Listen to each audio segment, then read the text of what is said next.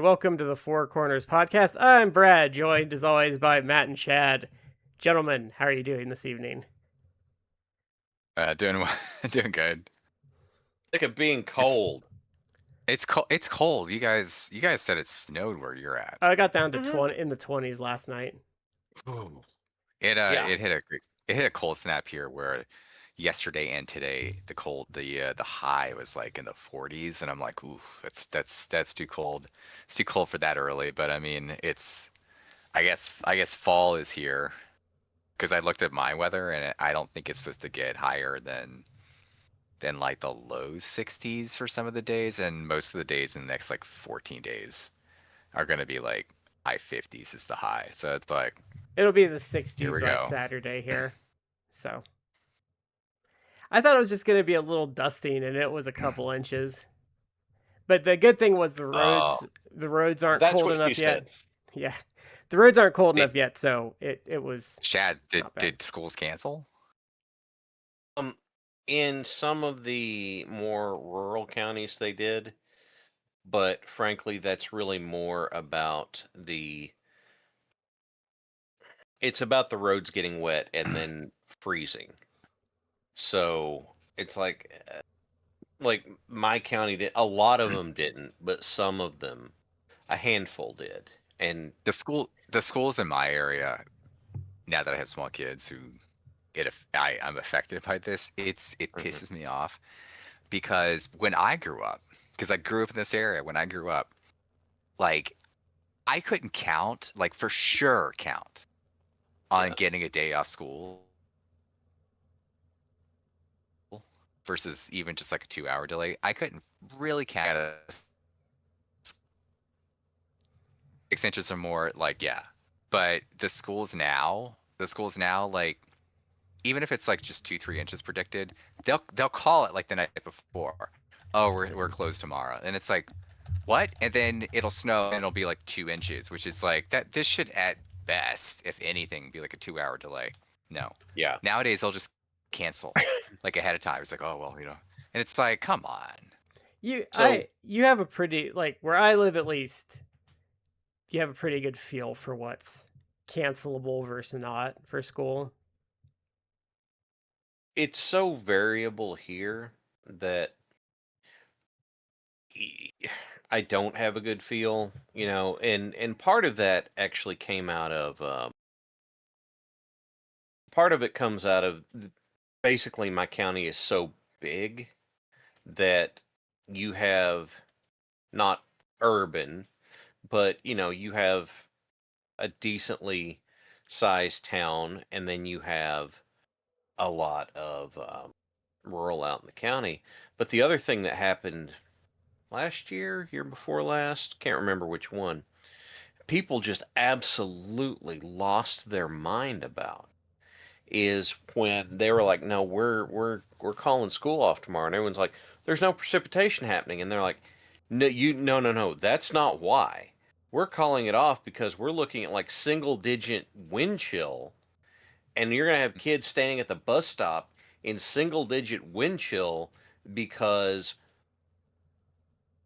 they're supposed to tough it out." And it's like, you're gonna have kindergartners stand out there in, you know 8-degree wind chill. Hmm. What? Because they're supposed to be tougher? Is that I what mean, I'm they getting? used to, that's the newer thing here because people say that. I'm like, yeah, because when I went to school, it was kind of a problem and people were getting sick of their kids like waiting for the bus when it was 2 degrees outside. Yeah, and it is getting called off more. I agree with that. It's absolutely happening. I'm of the opinion that it's not bad that it is, because that means that they're being more conscious about what's going on. It's Well, not just like, I had to do it, so you have to do it. It's like, that's a stupid reason for doing and so anything. the kids get their summers cut so short now. Just giving them the extra days off, like it's stupid. Because like kids here go back like the second week of August now. Yeah. Really? There. Oh, it's Yeah. crazy. It's crazy early. Because like when I went until like the last year, maybe it was always like the Tuesday before Labor Day was when we went back.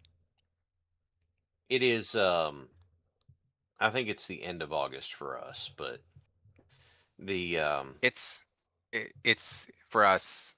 My oldest one is the one that goes to school. The other one's still in daycare. Like she goes back like the week before.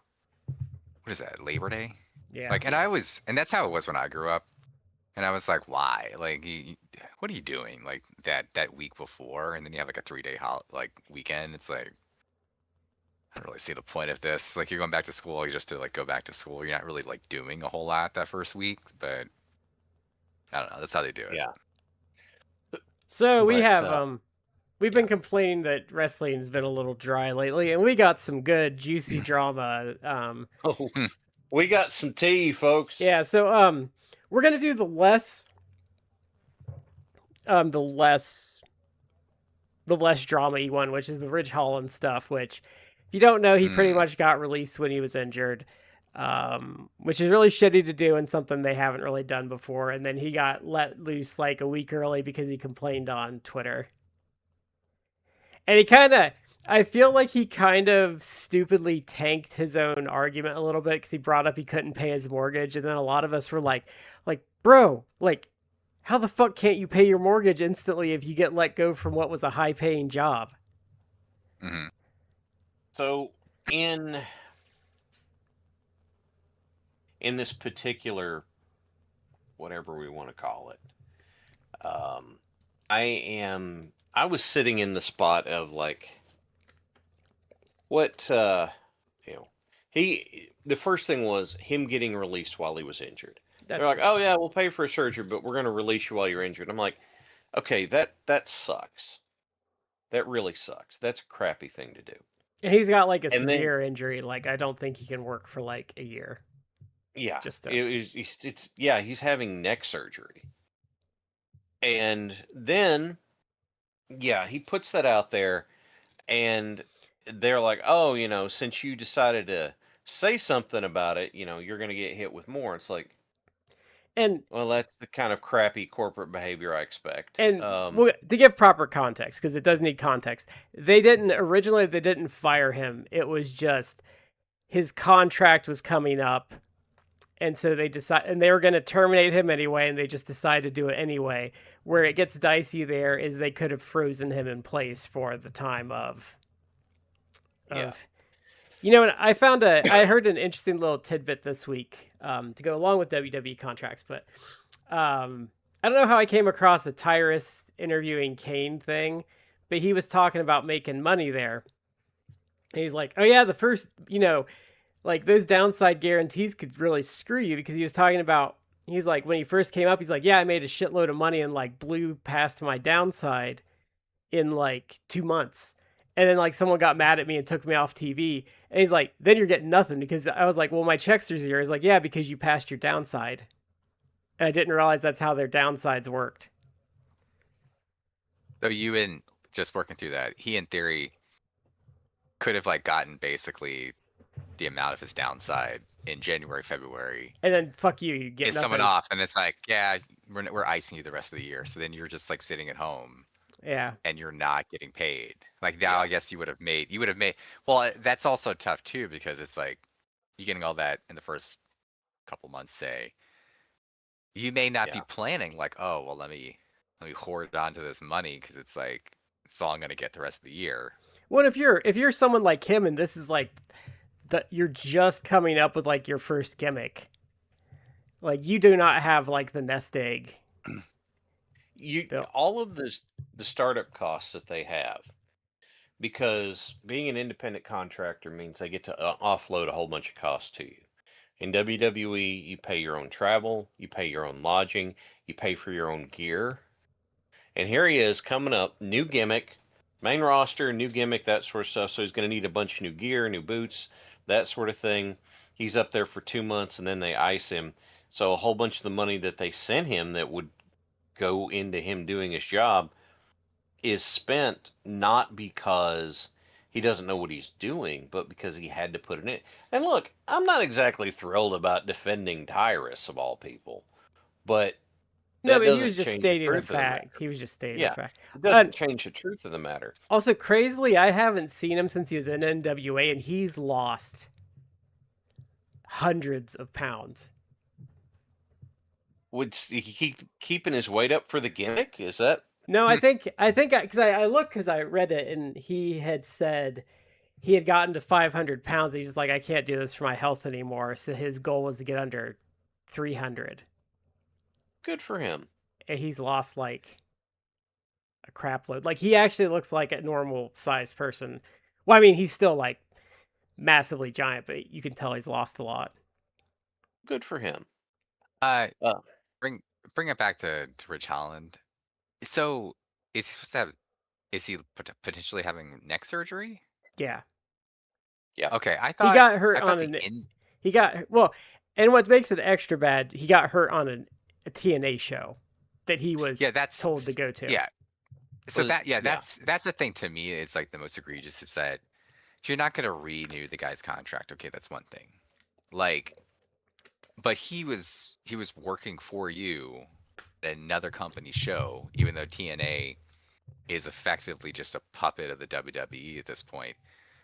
Like he was working that show under your contract, not theirs. So and he got injured on that. So even if it wasn't a TNA show, like if he got injured on a WWE show, you should have been like, well, we want to get rid of the guy, but I think it's I think it's worse on a TNA show though, because like they're not the WWE, so they maybe don't have the safety standards you do. Maybe they don't have the medical staff on hand that you do. Like maybe, I'm not saying it would have happened, but maybe if it happened on a WWE show, there would have been some WWE doctor that would have been able to just be like, oh yeah, just let me do this thing, and you're like, you're gonna be ouchy for a couple months, but you're good to go. And then some whatever quack is on the TNA show, or maybe just like, or maybe like it could be something as simple as like TNA has different agents. mhm. So if you're in there with a component an opponent, sorry, not component, opponent, and they're like, hey, I want to do these spots. The TNA agent might be like, oh, I think you should do these spots, and like one of those spots is how you got injured, and maybe you otherwise would have been like, the WWE agent would have suggested that, or they would have been like, I don't know that you should do that. ain't doing that. Or you could have pushed back. I don't know. Or But maybe you hit a weird spot in the ring that like you're used to a WWE ring and you just fuck something up because like, that's oh, true. that's a little ring, that's a little worn down or whatever that wouldn't have been in like a WWE ring. Like there's all sorts of things I think that could go wrong that might not happen in a WWE ring that makes although WWE, like, they have lots of their own injuries, but yeah. I thought the injury he got, I didn't think it was the neck one. I thought that he got the I thought he got the same injury that from Noah, like Ozawa got, where he like broke like his midfoot and tore a tendon in the foot. Am I wrong with that? I thought that's what somebody got that. What? I thought it was him. I could be wrong about the neck thing. I thought he had to have. Well, I actually could I'll fusion. get to that. I'll get to that in a second because I want to read a quote that someone else gave because it kind of goes to the overall point. But I thought that he had injured his foot, and because I was like, oh, that's the same one that Ozawa from Noah just got, and like he was Noah champion, and he was like he'd actually, to the extent that they have stars, like he'd actually started to blow up and was like a star for them, and then he got injured, and then it's like the injury. When I heard like, oh, he like broke his foot, I'm like, oh, well, he'll probably be able to come back soon. But the break, it also like inquires like he kind of like tears your tendon in the foot, and it requires surgery. And I looked it up at the time because I think we haven't discussed it on the show. It's like at least a 6-month or greater recovery because you're dealing with like the tendons in your foot, your midfoot. So you can't put like any weight on the foot while it heals, and you got physical therapy and stuff you got to work back for. It's like Joe Burrow. And I didn't even. Joe Burrow just came back to practice on a limited basis after I think almost 2 months from his turf toe because he tore a shitload of ligaments in his foot. Yeah. See, that's a problem. If you just break, I'm sorry to cut you off, Chad, but if you just break a bone, like that can heal relatively quickly. But when you start dealing with like tendon or ligament damage, it's like, nah, and that's going to take some time. And the problem is for athletics and why it's worse is because there's so much traction and balance you need from your feet that like don't immediately come back. Yeah. Well, turf toe is a misnomer. It sounds minor, but it is like stage 3 turf toe is, hey, guess what? All of the tendons that connect that knuckle in your toe are now torn off or broken in some Let me substantial way. let me say, as a human being that has broken my big toe, it is it was the most painful injury I've ever gone through, because you do not know how much you bump your toes into things until it hurts really bad. Hmm. Well, that kind of. I remember when I heard about it, I was like, really? Like that's. But I remember like Chuck Taylor is effectively retired because, for lack of a better way to put it, he has like bone spurs in the heel of what is his feet, but it has, I think, like necrosis with it, so Yeah. it hasn't like Yeah. healed. It's like it's like he had, oh yeah, I got to retire, and it's like because your heel has bone spurs, but it's like yeah, Because it has, sometimes loose fluke bone things like chips. that. Yeah, sometimes fluke things like that can happen, so that even maybe walking or at least doing the things you need to be doing in a professional wrestling like ring, like it can cause severe pain or cause other issues. So yeah, like, but It took I don't know. me I thought it was I just good. it took me, oh god. I got a bone spur in my left ankle, and it took a year before it did not hurt every day.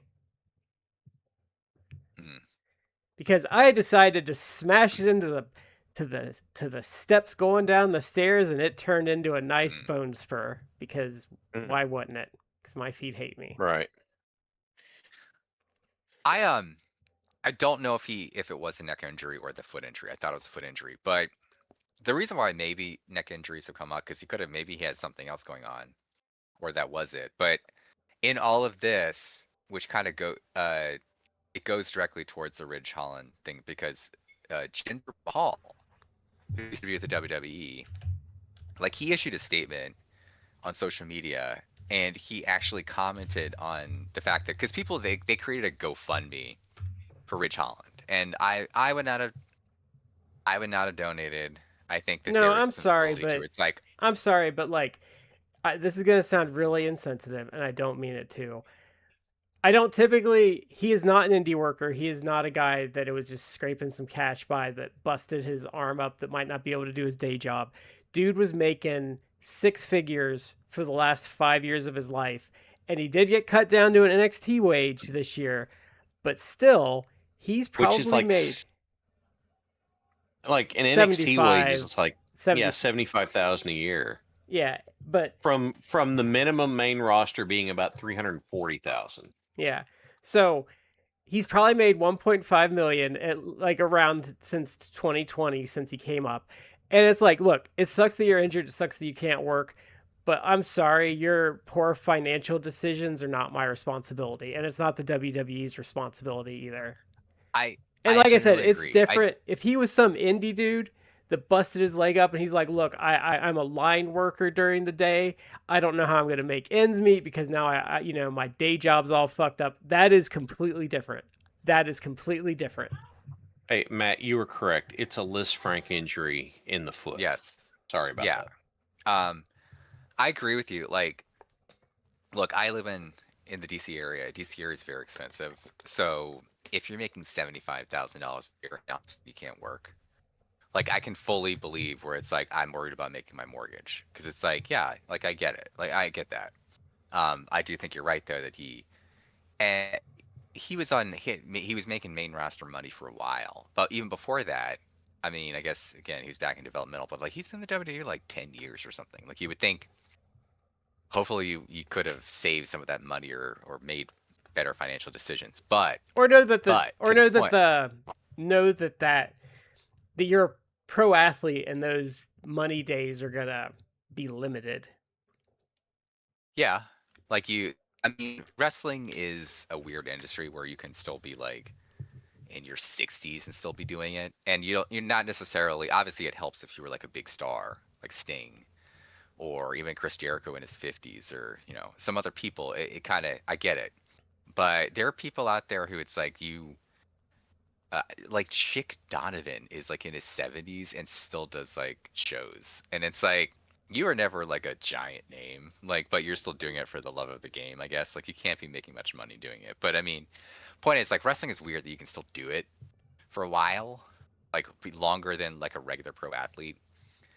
But anyway, Jinder Mahal actually defended the GoFundMe, and again, I wouldn't have donated. I haven't donated, but he does bring up a good point, which I think Bear is talking about, especially if you're doing NXT. Like, main roster different, but main when you're talking about NXT, Jinder goes, WWE does have financial education programs. Just curious, how much do you think NXT talent makes? When do you subtract travel, wrestling gear, maintaining a professional athlete physique, gym, and supplements? Now subtract taxes. Now, with Yeah. what's left, try raising a family, paying for groceries, rent, mortgage, car payments, and personal health insurance for you and your family. Now factor in not being able to earn income due to injury. Finally, add the fact that you no longer have WWE provided health insurance for wrestling related injuries and you're staring at a possible neck surgery. So maybe that's where the neck surgery came from. I don't know. Yeah. But Okay. Okay. That's I do think Jinder has a point. And who was the woman who just not that long, like a couple months ago, didn't re-up for NXT? Was it Jasmine Nix or something? Oh She yeah, I was know. I thought that was she It did, was and it some was like off. big controversy, and all the Fed fans were like pissed, and it's like, oh, who does she think she is? And all this catty stuff came out about how like she didn't get along with anyone, and like Cora Jade hated her, and Roxanne Perez hated her, and all these people because she thought, oh, she was too good, and people start posting videos of her with like her boyfriend, who I think is like a football player or something. I don't know. He's like an athlete, and they're like making fun of wrestling or whatever. And it's like, yeah, okay, wrestling isn't for everyone. And certainly the woman, I looked her up. I think she even has like a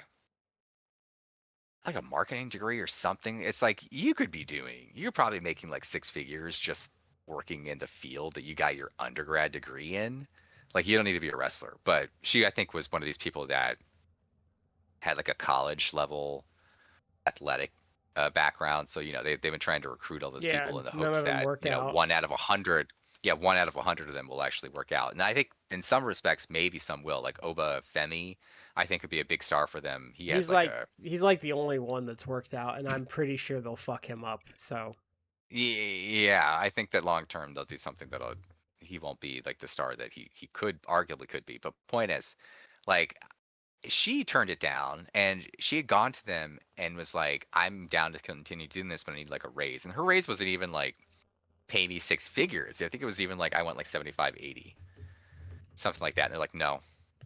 yeah, And she's made a similar thing where it's like, look, once I factor in, once I take out, I got to go to the gym, I got to pay for travel, I got to pay for like arrangements, etc. Like once I factor out all this stuff, like it's not a living wage. And it's like that term gets thrown out. In some places it maybe isn't. Like in the DC area, it's more expensive. So again, if you're making like 75, $80,000, in some places here in DC, it's like that's not really a living wage. You're not living in the best of places, even at that crazy amount. Somewhere else in the country, New York City, $80,000 is not necessarily a living wage if you want to live like in Manhattan. yeah. Other places like you could move to like Kansas, and $80,000 be like you'd be living large. Like they're my wife's from San Antonio.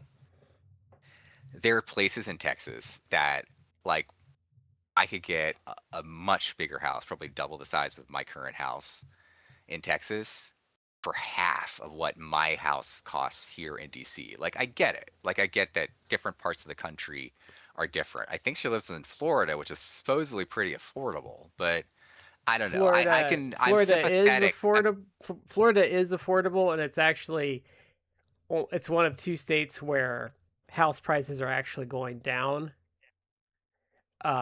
It I is beneficial for wrestlers to live in Florida too because Yeah, of the way the Florida state taxes are set up. yeah, Yeah. and but I but I guess but my the difference between but here I will say that the difference between her though is yeah, NXT doesn't pay shit, and you know we know that the people at NXT, a lot of them are in very bad situations, but that wasn't Ridge Holland's situation. Well, now hang Right. on. Because what I was going to say is, if Ridge Holland got knocked down to an NXT salary this year or last He year, did, but he just took a he probably he wasn't just took a making. 45% pay cut. His minimum main roster, if what I've found is accurate, and that big star next to it, but if what I found is accurate, then he took a 45% pay cut and has all of that on top of it in less than a year, and then now he's out on his ear. So not only did he get his income cut in half in 1 year and then get fired, it is like, on one hand, I want to be like, I want to be in the, part of me wants to be in the same boat you are, Brad. But then on the other hand, it's like, first of all, I think Gender has a point with the professional costs of doing the job, plus the transportation and all that sort of stuff, But he, is already slicing your take home but like a see, lot. this is my counter to that though, is if I was him and they were going to get rid of me and I talked them into keeping me by sending me to NXT, which is what happened, I would say, well, they're probably going to get rid of me in a year, so I should probably be ready to get tossed on my ass at any minute. Right. Um, But if I they're going to do that in a year and you're making your adjustments within there, I mean, that's a big but you adjustment to be shouldn't, making in you that shouldn't time. be, you should, but if you're making main roster money, you should be okay. That's what I'm saying. Is like, and I see what Gender's saying, and I would agree in certain situations, but like, I I feel like I just feel different about people that have been on the, like, if someone that's been like on the AEW roster for like 5 years was saying that with like a contract, I'd be like, dude, you've been making, like, I know what AEW wrestlers make. Like, you should be fine. Because they do have It expenses and stuff though. But if you're married and your spouse is working as a wrestler, like, you should be fine. Not in NXT well, talent. This is, I'm talking about main roster, not NXT, because NXT does not pay them fairly. my estimation is that when you factor in what it costs to have a job being on the main roster for them, you take whatever their salary is and basically cut it in half. Yeah. Um, if if not more, because like we said, travel, keeping yourself up, lodging, um, having a tax professional who's familiar with basically working in 48 states plus overseas, like all of that stuff, and then having to have your own health insurance for stuff that happens when you're not in the ring. It's like you're cutting that at least in half. Um, unless there's a sliding scale. Like once you get higher and higher and higher, that's gonna get lower. But still, if your main roster minimum, I think I read was about 340. So cut that in half, and I know you'd be like, okay, that's not that, and then cut that in half again, or more than cut that in half.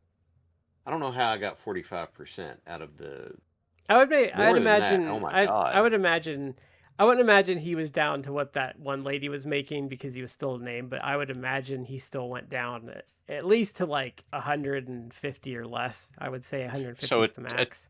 $240,000 pay cut less than a year ago, and then you've got that, and then you're trying to adjust. And like let's even give him credit and say that, okay, that happened. He talked him into keeping him, but he's at that level, and he's like, okay, we can't stay in the house we're in. We're trying to get all that ready, and then this happens, and now he's like super behind the eight ball. Look, I don't But particularly want to defend Ridge Holland. I think I it's know other people have gotten over it, but I got a real problem with someone.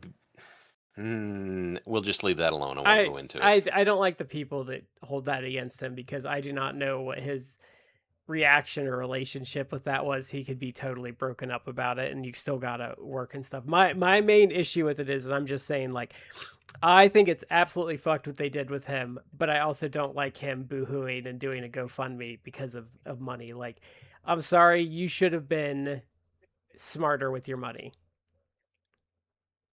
is my main I'm point. sympathetic. I kind of agree with you. I'm sympathetic to a To a degree. point, to a point that you said, where you're like, oh, if I'm on the main roster and I convince them to like keep me around because of going to NXT, I know I should know, like, or I have to know, like, they're gonna get rid of me. And it's like, but I don't think some of these people, or in particular him, actually think that way. I think they're probably like, oh, I'll go to NXT and kill it, and they'll bring me back up. And it's like that doesn't work out. Like they brought, for example, as a recent example, who is it? Donovan Jakovac, Donovan Yeah, Dijak. Jack. I'm Dijakovic putting like was a weird his Polish, name. his Yeah. Polish pronunciation. Yeah. Dijak. They brought him to the main roster, had nothing, so he like started putting him back in NXT, and then it's like, oh, we're gonna bring him back to the main roster, and then he never happened. Like they released him.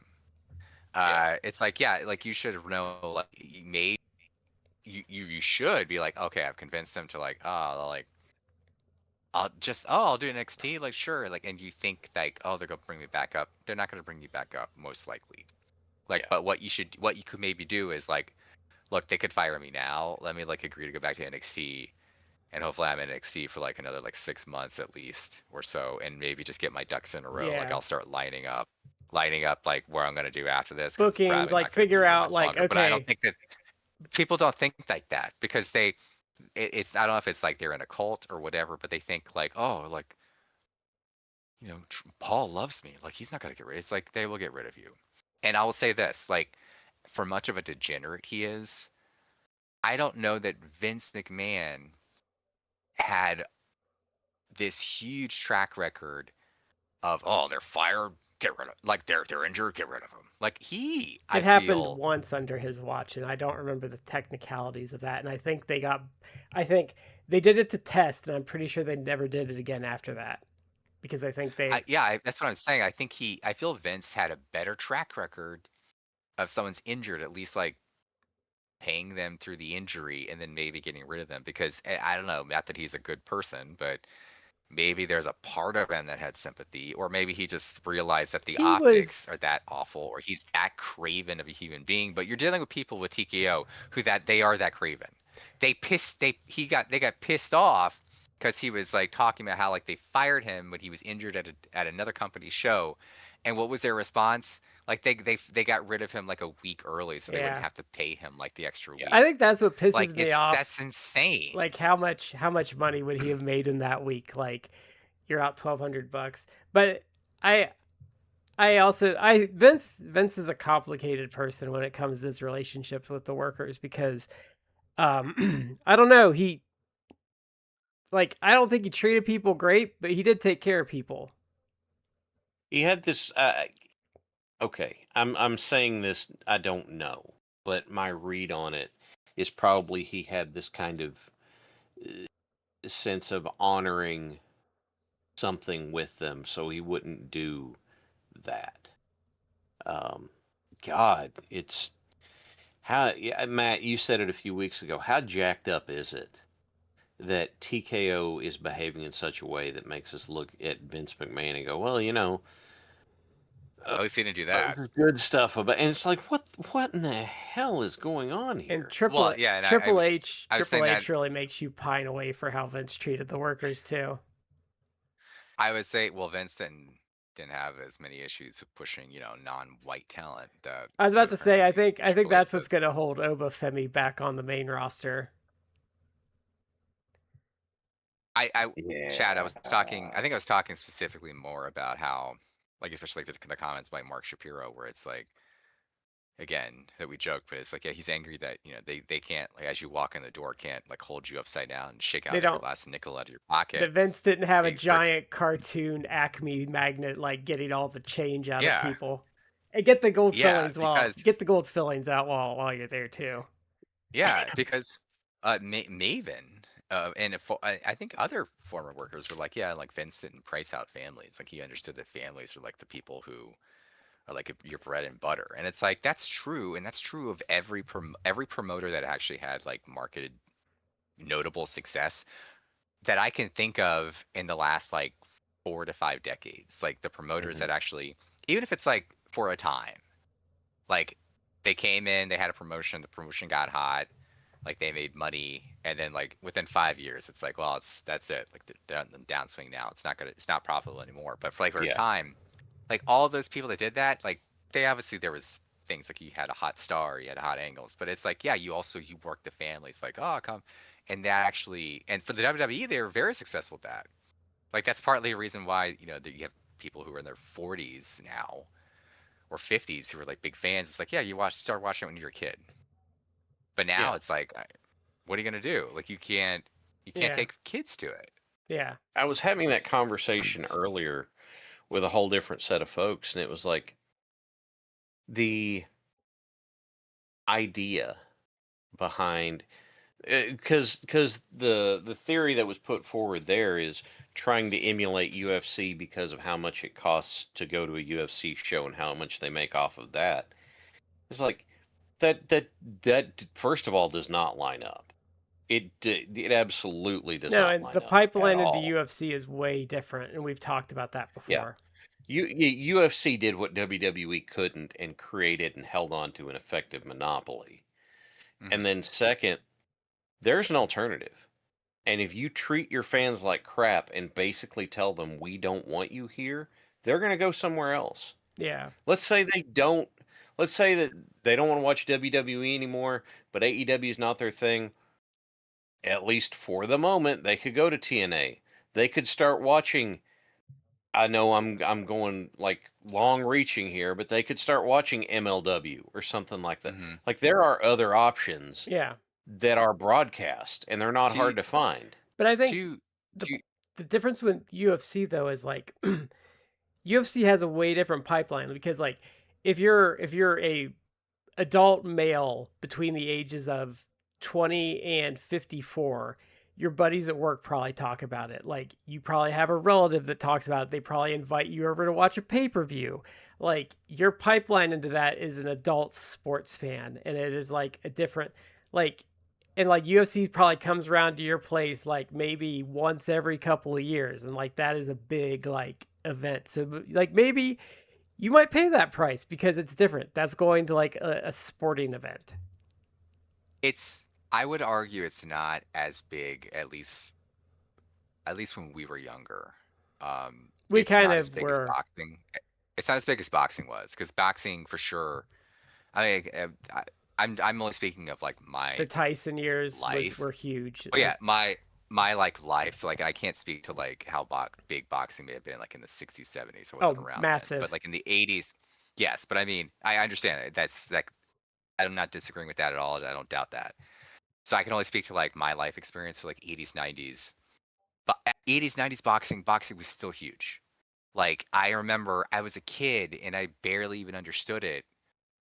And I certainly didn't pay like for a pay-per-view to watch it. But I remember like after like a big fight, like a Tyson fight, like talking with with my friends, like the other guys at school when I was little. Yeah, like Buster Like I wasn't Douglas even a beating him teenager. was Buster Douglas Oh beating yeah. him was like massive. I remember back in like the 80s when it was like he went in there and it was like a squash match. It was basically like he knocked out like Leonard Sphinx in like seconds. Yeah. And I remember like going and talk, and all my friends were like excited about it. We talked about it like the next day, and it's like I didn't watch it for sure, but I'm like I was captivated by it. Or like when he lost to Or Holyfield in the ear bite, that yeah, was like front page. That was like front page news. yeah, Like not the front of the sports page. It was like you got your newspaper on that Sunday, and it hmm was Tyson like doing the lean in to bite his ear. Like that's how big it yeah. was. So I don't feel USC is as big as that was back then. I don't even feel USC is as big as it was like 5 years ago or so. Like I It mean, I kind think of he seems like he's a reprehensible human being in real life, but like since you're not seeing people like Conor McGregor really like fronting the sport. Like I feel like it's also like it's gone downhill. Like they're stars, but I don't feel like you really have like the big marquee stars that everyone's talking about. But yeah, like people are more inclined to talk about UFC or watch UFC, or maybe it's like, oh, there's a UFC pay-per-view on like tonight, Saturday night. Like I had nothing else going on. Like let's go down to the bar. Like even if yeah. we have to pay like a $20 cover charge, let's go down to the bar, like watch some of the fights. And so that's like a thing. But I mean, to that point, if you recall, like earlier this year, they tried. TKO is all about trying to they're kind of creating like almost like a right wing, like they're going and they were trying to recruit into wrestling into WWE, like the whole what's called like the manosphere, Yeah, which where is it's like dumb all these because, right wing like pro podcasters, but and I they don't, but remember it's they dumb because they're all UFC fans and they don't care about yeah, wrestling. that's the thing. They started getting into those guys who like they talk about UFC or they have UFC stars on. Um, Tony Hinchcliffe, like the comedian who he I don't know if he does stuff with UFC, but he's kind of in that No, whole he's you a know. pro wrestling guy, but that's But It's also still, like, hack and not funny, but but it's also they try to go into that manosphere stuff, and they stopped doing it because like the last couple events they had, it was like, oh yeah, they quietly like either canceled them or didn't do them more because it's like, oh yeah, attendance is like in the toilet, like no one came, Mhm. like they sold maybe a couple yeah. thousand seats, I still don't know why and they it's did like yeah, that because this isn't because the crossover audience isn't yeah, there. because why okay, this is why I don't get it because I still follow MMA. Because if you're following UFC and you weren't a pro wrestling fan to begin with, why would you go to wrestling? Because UFC already does a lot of the pro wrestling stuff. A lot of the fighters sell their fights, and like the payoffs to like a lot of their storylines are better. Mm. Like Pereira winning the title back was a better outcome than like would have if it would have been wrestling. Like the only thing that would have topped it this year is Adam Page winning the title in AEW, and even then, it's probably better than anything WWE's done in a long time. So like that audience has, it's something we were talking about. Trevor, is it Trevor Dame? yeah.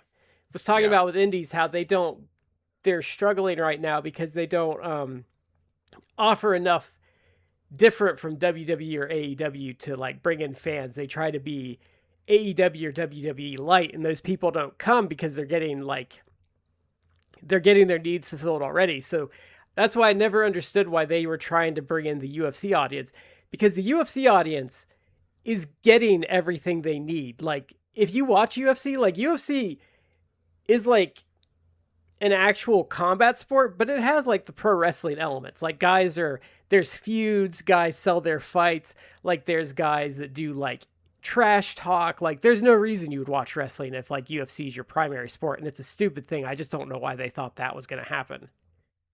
So I think it's that they fundamentally don't understand who their audience is now.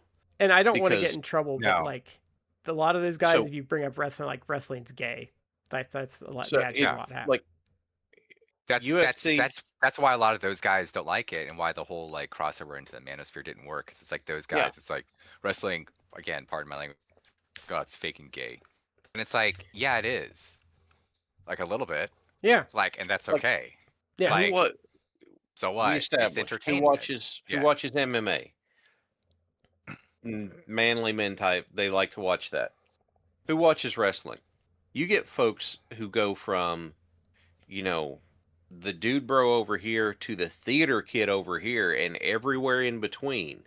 hmm And that is not one little niche like they were So, trying to make it. Well, like someone found a clip of it, but the upcoming mayor of New York City, the guy who just yeah. the guy who just won the mayorship of New York City, they have a video of him watching in New York Omega versus Danielson, like the one match that they had, and it's a great clip because he's just sitting there. He's like this. He's like that dude is locked in. So it's like there you go. It also includes apparently mayor of the biggest city in the world. It's a wide spectrum of people. And well, Very wide. it's like I said this I think last week that I've had this argument on PWO a lot that the wrestling audience isn't what it was. Like if I were to sit down at like any wrestling show and say, "Oh hey, did you watch the Bengals play last weekend?" They would look at me like I was speaking like some ancient, like archaic language at them. Whereas like some of them would, it, but it's just what are they going to a wrestling show for? They're not going to a wrestling show for what they're getting out of NFL or NBA or MLB. I just know the ones I go to that's not like it's not as prevalent it used to be. Like you would just talk to guys about whatever back when I was younger, but now it's like They're very. It's very different. It's someone that I would be more comfortable talking about anime or video games with at these shows now Yeah. versus like sports fans. So it's a different crossover. Um, and I just don't get why they did that, because we talked about it. Like UFC can, I think, get away with it because of their audience, but like WWE was going like directly in contrast to their audience, and they're being much more Sure. obnoxious about it too. Did you guys see the transcripts from the stupid WrestleMania roast that Tony Yeah, it was Hinchcliffe was dumb. in charge of? It was awful and unfunny And can I and point out bad. who had no jokes told about them? Triple H? Yep. Relation. You know who would have Yeah. you know who would have probably had a blast if they had gone up there and just ripped him to shreds? Vince. Oh, it would have probably been like, you would have, if he was still running things, like, I don't know if they would have done it right at the gate, but you probably would have had like the roast of Vince McMahon. Like, you Yeah. probably would have had that. And if you never had, that's one of those dark things about the wrestling business, that if you didn't know about the whole sex trafficking scandal, whatever like that never happened. Like, you probably have had the roast, and then you probably would have had like 10 different jokes, like implying the things Oh, about yeah. that, and you would have been like, what the hell are they saying? What are they Yeah. talking about? And it's like, Yeah. yeah, because people knew, like, and people would have like, alluded to things. That's like back in the day. That's like back in the day, like Hannibal Buress, like in his stand-up, whatever, like would make jokes about how like Bill Cosby was a rapist, and people were like, "Whoa, you can't say that." And it's like, Yes, like, I why are you can. doing me? I'm right. It's like, yeah, and it's like because people knew, and he like let people, and like that kind of like snowballed things. So the Cosby thing always confused me, because like, how does it that was like a big thing? And because like when that all blew up, I was like, we've known he like was a serial rapist for like 5 years. I thought everyone just agreed they weren't going to do anything about it, and then everyone's like, oh my god, Bill Cosby's a rapist. Like, yeah, we knew that like a decade ago. So it didn't. What happens is it had not pierced into like mainstream awareness. Like folks, there were folks who were kind of had their ear in the comedy scene and were aware, and were like, okay, never mind. I'm not keeping these Cosby albums or anything. But it wasn't until Hannibal Buress like really got after it that it broke through. It had to hit critical mass in order I to think get there's to even wider like a awareness. Family Guy joke from like one of the early seasons of him like doing it. It's just one of those. I had to hit critical mass to break through and get that ball rolling. Is what it was. I will say, like, there's a Family Guy joke. I don't. It's like from the earlier seasons. Maybe it was like before Family Guy got canceled and brought back, or maybe right after they brought back. Because I don't know. But there was a long before it blew up. There was a Family Guy joke about like that Stewie told. It's like something about Kevin Spacey, where it's like, oh, I'm more nervous than like someone like a young man like tied up in Kevin Spacey's basement. And people were like, whoa, what? And it's like, all right, y'all knew something going on, or you heard rumors like, No, there's like a guy. long time before things actually came out. Was it Brian Singer that got in trouble? He got in trouble too. Okay, so there's a guy that is a regular on Thinking Critical's live streams, and he's a gay man, and he said, this is years ago before it happened. He's like, yeah, it's like I was in LA for a while, and like the gay community would warn you about Brian Singer. Like they straight up tell you like stay away from that guy because he'll do stuff. Yeah, it's one of those things that didn't hit critical mass to break through, and then when it does, it does in a big way, because then all kinds of people to verify it. So it's not just this is I know this is an extraordinarily shitty attitude, but in that case, when it finally breaks through, it's not just, oh, the gays are saying it. It's like, no, this is a thing, and there are people backing it up. It's like, oh, okay. There's way too many people corroborating it with the same stories. What did you think these folks just sat around one night on a Tuesday at Fridays and discussed what story? No, this has been a long running thing, and the same thing happened with Cosby. And if you had if they had done it with Vince, Vince would have done it because, frankly, Vince was secure enough in himself that he would take stuff like. Well, This Vince is is the same guy also who, for an angle, pissed himself on TV well, Vince is or also made it look that way. Vince is also like a true alpha male type, whereas like he respects you breaking his balls because like remember when that writer showed up and everyone thought she was gonna get fired because she like brought her Emmy with her or Yeah. whatever, and I was like, no, she's not gonna get fired. Like Vince respects the audacity of that shit. Oh, that was a Yeah. big dick move on her part, Yeah. where it's And like, Yeah, just that walk was. in, and and it's like, they here's said Miami. and they said Vince just laughed it off and everyone else is offended. I'm like, no, that's the shit. Like a guy like Vince, that's the shit like Well, he likes. that's what I don't know who's ever said this. I don't know if it's like someone like Kevin Nash, but it was like some older worker that it's like, yeah, like if you wanted to actually get like a real good, if you're negotiating like to sign with the WWE, you want a really good payday, like back when Vince was in charge, like go up, be like, Vince, they offers you a contract. Vince offers you a contract. You're like, too low, no, screw you, and walk away. Because like Vince, like when he couldn't have you, that's when he would get like mental, and it's like, I'll show you.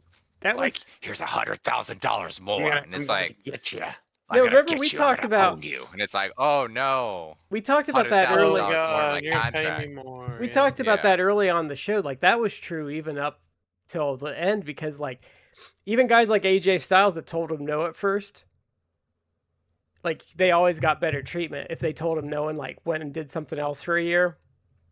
Like you always got better out of him. Yeah. Yeah. Can I add one more thing to the main topic? Well, it's not the main topic we were supposed to do, but like Yeah. the topic we've been talking about. I actually just saw this, and it's actually relevant to what you're talking about. Because for Ridge Holland, I can believe he was getting like 75,000. But this is interesting. So Priscilla Kelly, who was with NXT, and she came from the indie scene, was actually pushed there. Wasn't she like Fatal Attraction? She was actually a pushed worker. She's not very good, but she was pushed. Anyway, I guess she was just on Denise Salcedo's show, an interview, and she says she discussed the misconception that every talent on the WWE umbrella makes a lot of money, saying she makes more now than in NXT. Get this. This is crazy. And she Mhm. would know. I'm not even gonna say like I'm gonna doubt her necessarily. Let's give her the benefit of the doubt that she's being accurate, because I think she probably is. Priscilla's always struck me as a pretty honest person because she stuck up for Darby when she didn't need to, even as his ex-wife. So like, Yeah. Yeah. But she goes, a lot of fans for some reason think that if you work in WWE and you're under that umbrella, you're a millionaire. That's not the case. In NXT, there's contracts as low as $30,000 a year. My And God. do not go as high as you think. This is actually what she's about to say. This goes to something too. I don't know if is it Beefy or in the chat. Like I forget who said this. Just if you live in Florida, which is very expensive to live here, having to pay for new gear all the time and all these expenses, and taking care of your body, all these little things, it all adds up. At the end of the day, especially because you can't make money outside of what you make in WWE, you don't make a lot. But with all that being said, with all my work, all the bookings I've been taking, I arguably think I actually make more money than I did in NXT now, which is wild for people to comprehend. To that point where it's like, oh, you can't make money outside the WWE. That's also another good point, because I remember when a lot of people, when WWE bought AAA, a lot of people were like, oh my God, like this is bad. Like they're going to try and steal all of CMLL's talent. And I was one of those people that's like, it's not going to be good. I think I said exactly you on have this it- show they'll back off when they realize they have to pay actual money. Yeah, that's the thing. Like they haven't signed people, and some people have told them no. And the reason why they probably aren't going to get, unless they pay people up, which TKO doesn't seem like they want to do that. They're not going to get people because there are a lot of lucha people that I think they probably contacted or whatever. They were like, so how much money are you going to pay me? This. They're going to be like, well, can I still take my outside bookings? Because some people, well, especially people like Mystico, but other people even, like you don't have to be that level. He's like the top level. But other people, it's like they can go into like America if they have like a visa.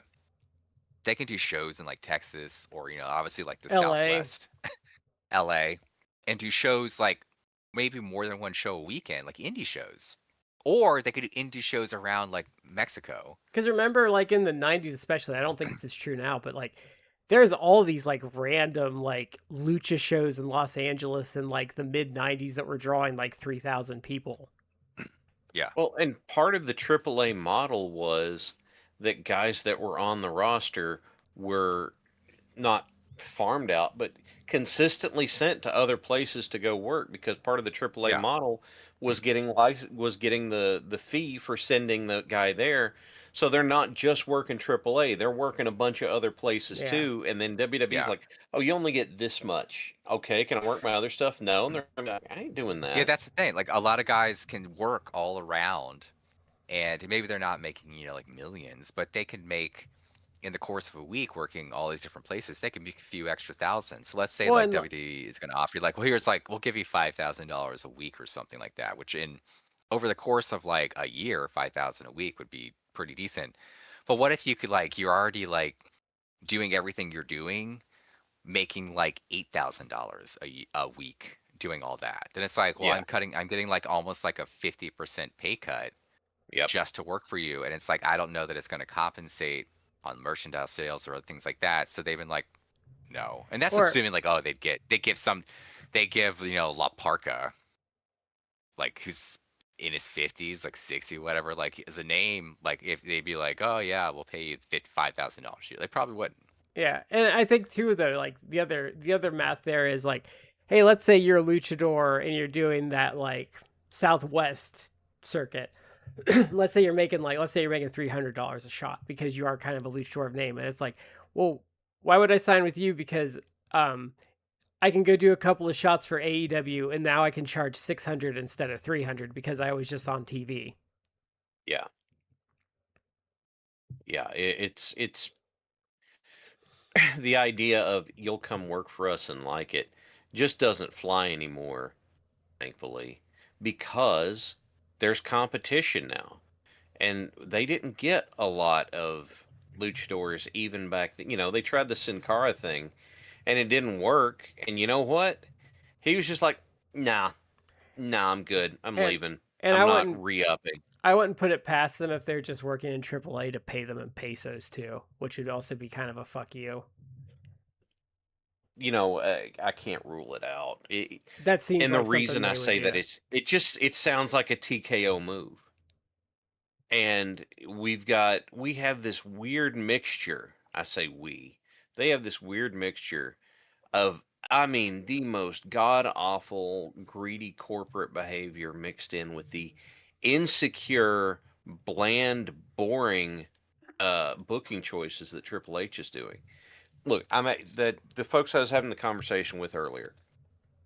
I try and make it real clear that I'm not the authority. I don't come down from on high with the tablets to tell you what it should be. And, but one of them was like, I can't watch WWE stuff anymore. It's just boring and repetitive. And I went, you mean the fact that it's always the same thing happening over and over again with minimal changes? Yeah. That's why I gave up on them back in, what was it, 2019? We gave up As soon as I had after a good option. when I kind of gave up on watching, like even like trying to watch them other than keeping up for the sake of the show, was when it was the new season of Raw in like September, and they bait and switched on the Seth Rollins versus Rey Mysterio match because I was like, oh, that's kind of interesting that they bait and switched the match, and I was like, oh, Yeah. yeah, I'm done. And then I think the giant mallet Hell in the Cell was like a month after that. Yeah, and what happened is that made the fans that were there live for the pay-per-view so angry they started chanting AEW. They started chanting the name of a company that wasn't even on TV yet. Yeah. It's like, dude, how that's such a big screw up. How Yeah. do you just let that sucker ride? I also think just to give some context for me, but I think where some of my sympathy gets a little strained with Ridge is my financial situation drastically changed in the last year, and I had to figure it out with a lot of income like going away. So I And I had to figure it out on my own. I couldn't do it like a GoFundMe, so like my sympathies are a little strained because like I didn't boo-hoo about. Well, you guys heard a couple of rants about some of it, but um, like I didn't go boo-hoo. I didn't like emotionally blackmail my employer. Like it was my problem to solve. It was. I mean, there's a difference between venting to your friends I wasn't. and Yeah. trying to cause like a thing. Like if because I haven't talked about it on the show, but if you're watching, I got divorced recently, so that is the big change. I haven't talked about it on here. I've kind of kept it off air because no one wants to hear you whine about your life on these shows. They just want to have a good time. But like what I'm saying is, so like yeah, I had to figure it out with far less income and figure out how to make it work, and I moved out of the city, but I didn't like I don't know. For me, it's like, yeah, I had to figure it out. It sucks. And I have sympathy for that, but it's also like, it's, it's not like my employer's problem at the end of the day. Like that's kind of where Yes. I'm at with it. Yeah. And like, it's just, I had to pay for some bad financial decisions I had made too, on top of all Well, that. and But it's how can I? It's not your employer's fault or responsibility. The wrinkle in this whole thing is that his employer was exceedingly shitty about what they did and how they went about it. yeah, and I think that part sucks, and I think they're shitty for that. I kind of bristle a little bit when he's like, I can't pay my mortgage, and I need to GoFundMe. I'm kind of just like, dude, like, you should have been saving. I've been watching too much Caleb Hammer too, but I'm just kind of like, dude, I'm, you should have been stuffing money away for this I want to ask eventuality. a question. Did he set that up himself or did someone set it up for him? Because I know there uh, have been cases where somebody else has set up like a GoFundMe for somebody who didn't ask them to. I They've that's true, but I think, and I mean, he might do it, but if it was me and someone did, I'd be like, dude, take that fucking thing down, and like give people their money back. That would have been my attitude towards it. so in any event, it basically just sucks the entire way, Yeah, it does. the whole way around. And it sucks that he's not going to be able to work for a while, and that is a struggle and stuff. But like I said, I just bristled when he's like, I can't pay my mortgage. It's like that's not their problem. Like make better choices. But we're gonna get to the fun one now. So if you missed the weekend, because this is it's nice it's nice to see the wrestling community come together, except for like a very small little cult of thirsty simps to dunk on a couple of people. So if you don't know, so Tegan Knox, which is Nixon Newell, and her girlfriend, which is Miranda. I don't even know how to pronounce it. We'll just call her Miranda because I can't pronounce her last name. It's like Please. Elise, Yeah. Abri, yeah, something like that. So, um, they had gotten a shot to work with AEW in this tag tournament, and so there were issues the first week. There's video of it. They potatoed Megan Bain on a suplex attempt that she just. Yeah, they sandbagged the shit out of her. They sandbagged it. I'm chronically weeks behind on AEW, which I've mentioned before. But so they had the match with Megan Bain and Marina Shafir, and I haven't seen it, but I saw the clip, and it was like, oh, because we'll get to like what the big thing with them, but it's like the match they had before with Marina Shafir and Megan Bain. It's like, oh, there was some issues with that. And it was like vague. It's like, well, what are the issues? And one of them being like they sandbagged the shit out of her. But impressively, she's so goddamn strong. She just like deadlifted both of them at the same time. Well, and And she was selling a lot, so I don't think they were being super cooperative to begin with. But yeah, she just. But I'm just saying, like, they're lucky this is in older days because, like, I don't know if it was me and you sandbagged me on that. Like, if I drop you on your head, well, you shouldn't have been dumb about it, or you might get stepped on. Your hand might get stepped on after You I might get up. just get the absolute shit kicked out of you as things go on. Because and if like, I was from that clip, if I was their I'm sorry, size, let I me go wouldn't ahead piss off someone like Megan Bain, who's big. No. The thing is that having Megan Bain, like I watched that clip, and you can see very clearly Megan's got a hold. It's a double German suplex. She's German suplexing both of them, and when she goes to do the lift, neither one of them goes up. Not at all. Like Not even try. not at all. Not even And attempt. Not even a bend of the knees. Like it is. right. And like we said, Megan Bain is so strong that she does that, and when they don't go up, she just takes them up and takes them over anyway. And it's just like, and then here's the other thing is if that had been a spot that was the idea that it was a double deadlift German suplex, okay, cool.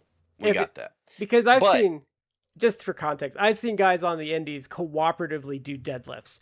Because Dalton Castle used to do that. Like, I'm going to show off how strong I am. Just let me deadlift you. Like, that's different. Yeah. But she does that, and then Bane hops up, and, she does that kick dust spot sometimes. She hops up and does that. And look, if you watch... I'm making a value judgment here. But from having watched Bane from the time that she started in AEW, and she's been on TV pretty consistently ever since, Bane keeps a pretty stoic face going, right? It's part of the gimmick. She hops up and she is pissed. And you could kind of tell, like, you can tell when shit goes wrong. Like, you get the sniff of it after a while, and I was like, oh, that was not how. Yeah, the feel was off. Now, the other side to it is, I'm not a huge Megan Bain fan. She has kind of turned me off with some stuff she has done. And so it's like, And so, like, I wasn't watching the whole match very closely. I'll admit that. But then to just kind of half be watching, it's like I didn't like that match because...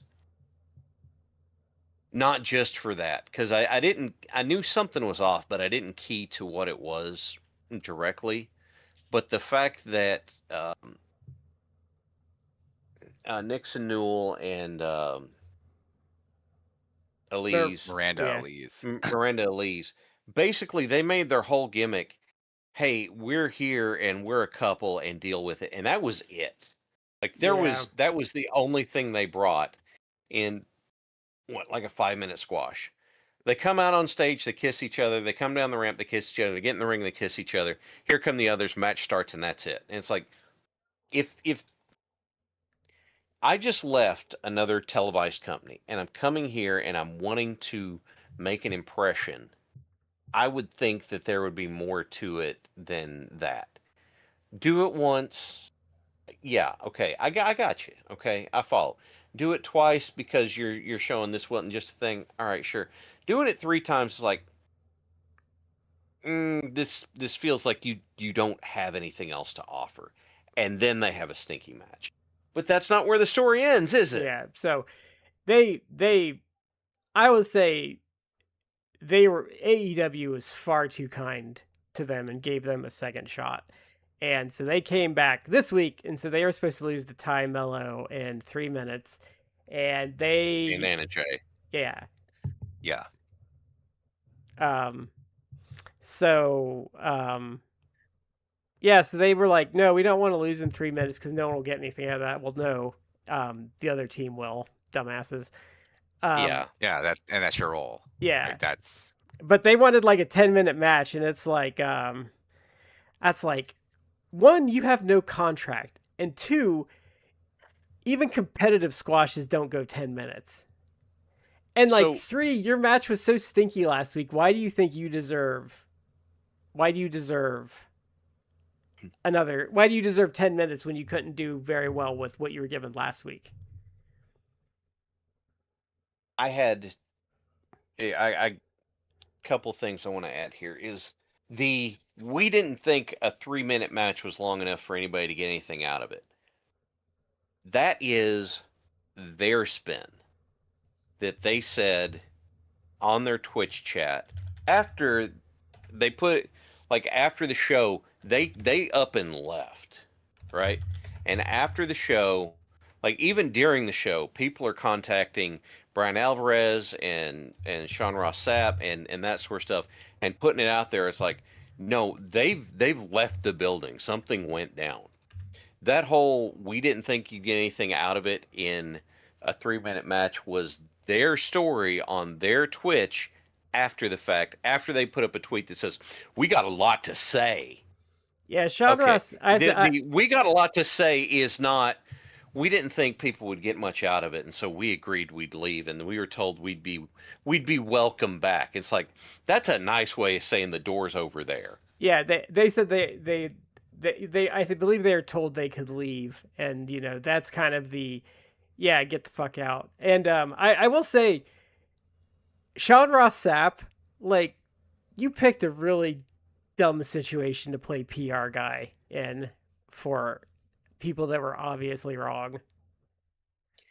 Everybody's got a whiff, and there are way too many people that decide to jump up and down on Fightful and the Observer because they weren't 100% correct on something in a business where things can change backstage, or they get misrepresented a lot. I agree with that, but Sean Ross Sapp has a bad habit of beclowning himself that hurts his credibility, and that's all self-inflicted.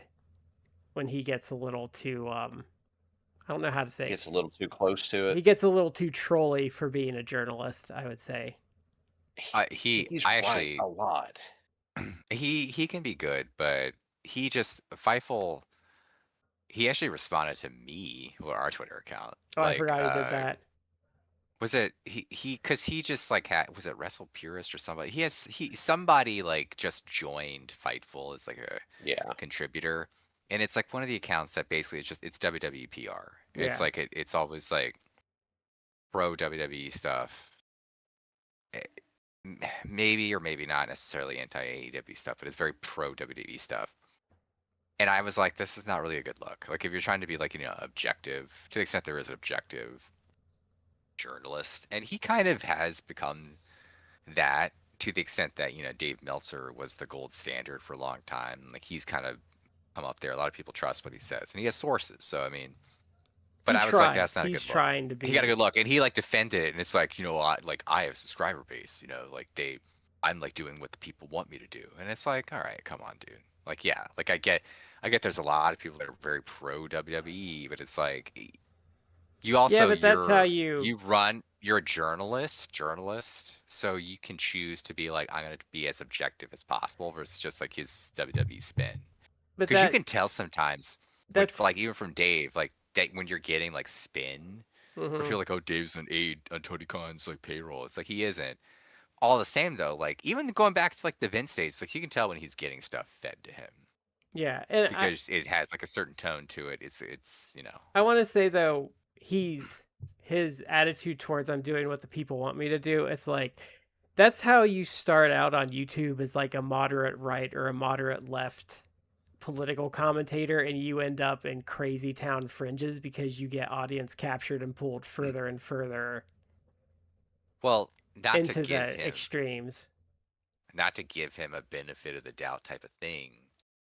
But you could make the argument that people like Jim Cornette, it's like, well, you started with the anti-AEW stuff, and then people started laughing at that and liking that and giving you watches because of you call Kenny Omega like Twinkle Toes and other shit like that, and now you're just toxic as hell. And it's like maybe and you don't even give honest reviews anymore. Yeah, you started doing a bit, but it's like then the bit just became like, oh, people love me because I like just trash AEW in the most like offensive possible ways. And it's like, yeah, but like it cost you something. Because who's the guy that does the show with Dutch? Oh, the Tony. Wrestling shoot interviews guy. Tony? I don't remember his name. He's an interesting case of he was falling down that grifter hole, and like he still says stuff I disagree with highly, but he's actually someone that kind of pulled himself away from that, or he at least saw like the WWE thing, and it's like, I don't agree with a lot of what he says, but I'm just like, okay, like you're just kind of a normal wrestling fan with opinions now. You're not like falling for the half-told AEW stories anymore. or I think you saw that was stupid. But that's the weird case where I've seen someone actually like rebound from that grift with wrestling. Mhm. But like that, It's yeah. but like I think Jim Cornette is a great example of how um he's. I think the gimmick was that where he worked himself into a shoot. Yeah. It's there is making content, making wrestling related content. It's real easy to drift into the hyperbole because that gets people to engage and respond and that sort of stuff. And we're not monetized. We don't give a shit, right? I do. There are things though. There are things I've done with thumbnails or topics we've done where we've gotten engagement, like a lot of engagement, and like because I'll tell you a shitload of engagement we got is when I did the CM Punk cuck thumbnail. That got a shitload of engagement because I was being intentionally inflammatory. But I wouldn't do or like what was it?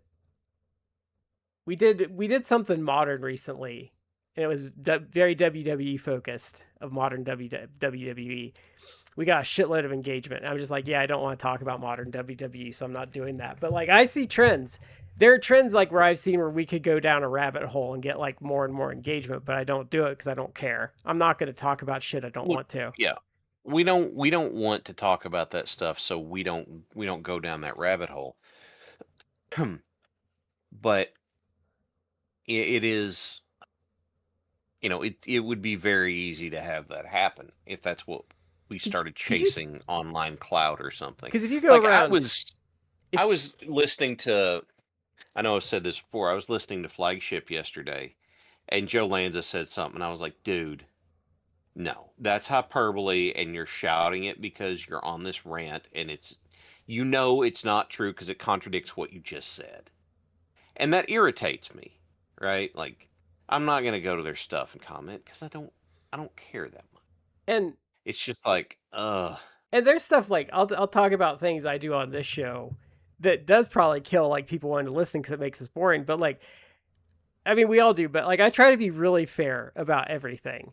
And there's a lot of times where like it's devil's advocate stuff, but I'll be like, well, give this context. Like I can kind of understand, even though I don't like that doesn't like really get you a lot of views, but like I just don't. And the other thing is like I'm not gonna waste um my time reviewing a bunch of shit I hate. what was the tweet that there's a tweet that sticks in my head because I like it so much. As a matter of fact, no, you don't have to hand it to ISIS or something like Yeah. that. Oh, that's Or- that's one of the drill. That's what the infamous drill tweet. It's like, Yeah. like walking back what my earlier statement. You in fact don't have to give it to ICE. It's Yeah. like, But Yeah. like there Yeah. was I'm not gonna call him out by name because I don't know his name, but we saw the tweets and we were talking about it on our thing, and I was making fun of him real hard. But like this dude was talking about how he had to stop reviewing AEW because it was like ruining his marriage. And I was like, because remember I was making fun of him on our Discord that his wife's upstairs like wanting him to plow her, and he's just angry typing about AEW for like hours at a time. Like it's like if like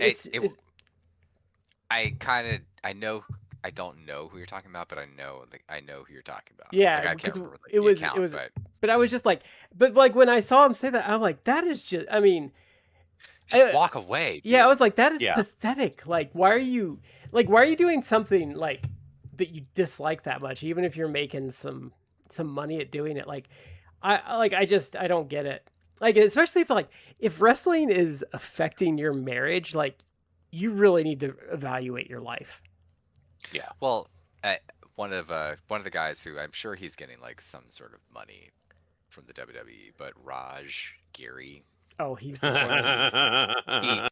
he obviously very like heavily pro WWE and very anti AEW. He's so full of again, shit. His teeth float. Does he even like get And again, positive engagement? All I see is him getting clowned on. yeah, he gets clowned on. I assume again that he's like getting some sort of kickback from the WWE because it's like, I would hope because it's like, what's Can't be worth his time otherwise. Yeah. Yeah, but he I guess had like a birthday, and he's not like he's probably like at least middle age, and he's like posting like, oh, it's my birthday, like, oh, look, like my family got me this like expensive bottle of like whiskey. I think it was like a nice bottle of scotch or something. And it's like he's like posting like about that, and it's like, all right, well, yeah, it's your birthday, whatever, whatever.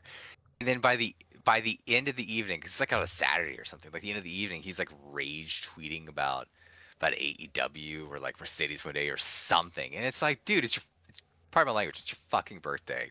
Like, go do Yeah. something with your wife, your family, like whatever. Instead, you're just like getting drunk on expensive whiskey and just rage tweeting about all night long about AEW. Just stop. It's Yeah, like go. It's like the expression like go touch grass. Like no, literally, just go Yeah. outside and touch grass. Like walk around, enjoy the fresh air. It's It's the not worth Michael it. Jordan meme. Stop it. Get Yeah, some help. it's get some just help. I don't get it. Like I don't get like I could do a podcast and bitch about Star Wars, but I wouldn't watch new Star Wars stuff because that's just god awful. But like I if if it was if something was impacting me that negatively, like that was not even like anything serious, because I mean, like God forbid, like working a day job is hard enough. I don't want my fucking hobby to like drag me Yeah. to the pits of hell too. Well, the point of a hobby is it's something you enjoy, and rage tweeting about something is not it. And You know. it's pro wrestling. It doesn't matter. Like as much as we'll shit on WWE, like do you know how much I think about WWE when we're not on camera or I'm not in the Discord or I'm not just like trolling around for like 5 minutes during work? Like I don't think about it. No. The Yeah, I don't think about it. I don't care. I don't want. Look, if I'm not enjoying it, I don't watch it. It's why I quit watching WWE, because I didn't like it. I wasn't enjoying it. So I don't want that. Give 'em- I don't want to see it anymore. And it's why I quit playing League of Legends, is because there was in no way enough fun to outweigh the god awful player base I was dealing with, or stuff like that. So it's like, you know what? No, no, I'm good. I'd much rather do something else. Yeah. Can I So can I go do something else? That'd be awesome. and you know what else is funny about Newell is she was complaining earlier this year about not getting any bookings. And it's like, Yeah. well, one, you're not very good. Two, um, you weren't very good in WWE. Like three, no one cares. And four, like Yeah, obviously, if someone books you, you're gonna act like this, and they're not gonna book you again. yeah, yeah. I think Rob Viper maybe brought up a good point. That's like is that they pulled this, and what's lost in all this is that Tony Khan and AEW probably like lost money because they pay for things like lodging and travel. So it's like they paid these two clowns to show up and like not do the job they were actually like, going to get paid for. And even if it's like, well, I'm not you didn't do your 3 minute job, so I'm not gonna pay you. Even if they took that hardline attitude, it's like you still had to pay them to come in, like cover their like transportation, hotel, and all that other stuff. So it's like you lost money. Like they lost money on them just coming and just not being like, oh, it doesn't work for me, brother. It's like you're not Hulk Hogan. Like you're not a star at this point. By the end of Like Hogan's career, he wasn't Hulk Hogan either. Well, and Hogan, the other Hogan, when he was younger, though, did jobs and what was asked of him because he was a mid carder. Joey Janela of all people like cooked them, and obviously he has a dog in the hunt because like they Yeah, they sandbagged his fuck. girlfriend Yeah, Megan Bain, but he had a whole thing where, and I think he even like he was said like like, Chris "Don't do Jericho said it. this." He's like, "Don't do Yeah, he this." was like Chris Jericho said it best, that it's like you basically, if you're a pro wrestler, especially like starting out, whatever, it's like you're basically like an actor, and maybe you have to take like the small gigs. Maybe you have to be like, I'm gonna be like do a bit part in a show, or I'm gonna have to do that like commercial or something. It's like to get yourself noticed, get your foot in the door, and then you get yourself like more and more over. And Joey Janela's like, look, I've worked right. And he's worked everywhere. around the country, and it's like, don't do this. Like this, I cannot tell you how this will like negatively affect your career if you do things like this. And he's right. And especially they didn't have a contract, but they're doing this in a company where it's established because of the history that if you show up and do a good job and are willing to just eat pins and lose and with a smile on your face and be like, what do you got next for me, boss? Like, you will get rewarded, because it happened with Swerve. Now Swerve is different, because I mean Swerve is literally like almost the word generational is overused, but like generational, like main event talent. Like he's a guy, obviously Tony has locked him into a long contract. He's held the world Yeah. title. Like he's a guy that you can have in your main event scene. But other people started out as jobbers and have been rewarded and have become like on TV, like main star, like main event, not main event, but main like roster talent, like the Outrunners. That's another thing. It's like people like they're like, well, what 3 minute match? Like, what's that going to do for us or anyone, any our opponents? It's like, and people, I saw people respond. It's like, I've seen the Outrunners go out there and have an entertaining match in 3 minutes. Yeah. Like if they Or lost, and it's like I remember that's true. I remember back in the day, years ago at this point, when they had AEW Dark, and the Outrunners would come out there and do their gimmick and like lose to like an actual like main AEW talent. I think I even told you guys, it's like these guys are gonna like luck themselves into getting a contract because they're just fun and they go out there and they understand the assignment. It's like, yeah, they went out there, they ate pins, and they're never going to be like, let's give like a 6-month title reign to the Outrunners, but they're fun, and it's like they know what to do. It's like, even if they go out there and lose, I they think understand. I don't know why. It's like, why do you have a swell head? well, and there Like, was you're not even getting booked. there was a shoot I watched. This is probably 15 years ago now. It was Honky Tonk Man talking about when he was starting out. And it was like, yeah, I was going to Texas or something, and they paired me up with Brody, and I was just a jobber. He's like, I sold my ass off for him and made him look like $1 million, and then he like recommended me somewhere else. Because that's the thing I don't think they understand is, I mean, it's a little different now, but like if you also take care of like who you're working with, especially if you're in a job situation, like they might take care of you down the road too. Like that's how the Bucks got the Sting match, because they made him look really good in that match they worked, and Sting's like, I want to work with them. Yeah, it's who was it that I saw that said, it's about maximizing your minutes. You take the minutes you get and you maximize what you get out of them. I can't remember who to attribute it to. I know it's a name worth noting, but in any event, it's like, well, no, I'm not going to do that. Doesn't get you on TV. Yeah. You get on TV and you do something cool that people keep, are the Outrunners goofy? Sure. But they're fun. And so people want to see more of that. How often do we see Dalton Castle? Well, we didn't for a while because he was hurt, but you know what? He's fun, and people want to, people want to see more of that. Or how many people You're still not going to do? get it by saying like, "Hey, no, I'm not going to go out and do this." How many people still do the Barry Horowitz back pat? Like that's and I think they violated. I think. Well, this is more of a pro sports thing, and I don't remember who says it. It might be I don't remember who says it, but like the concept in sports is like keep cashing them checks. Yeah. And oh, who says that? Jalen Rose says that, I think, is who says that. But they violated that too, as like, yeah, like you should just be cashing your checks.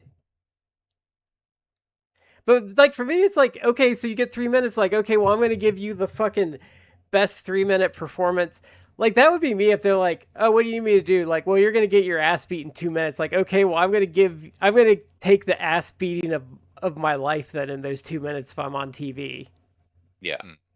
Look, if my thing was I got called up and it's like, hey, we're gonna have somebody squash you in 5 minutes. My response is going to be, I'm gonna bump my ass off for you.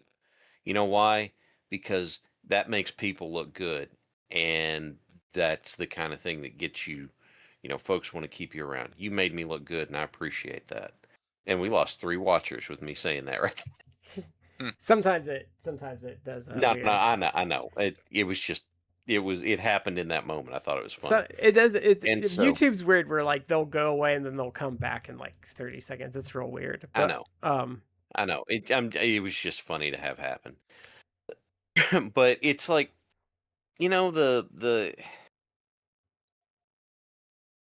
it it just strikes me as, for lack of a better term, prima donna behavior to be like, no, even if the argument was 3 minutes isn't long enough to do anything with, that's not your decision. If you're there and you're supposed to be doing the enhancement job, go do it. That's how you get brought back. Go do it and yeah, build something else out of it. You like you said, you don't even have a contract. You're on a pay by appearance deal, and you're trying to throw your weight around. Not gonna happen. yeah. You're done. Tony Khan likes to see people who are willing to play ball. If you come in and you won't play ball, then he doesn't use you. And I think that's even evident with the Hurt Syndicate, because they used to, every show, every Dynamite, they used to get a talk segment. They don't get that now. That But don't necessarily mean anything, but that's still even they played ball though.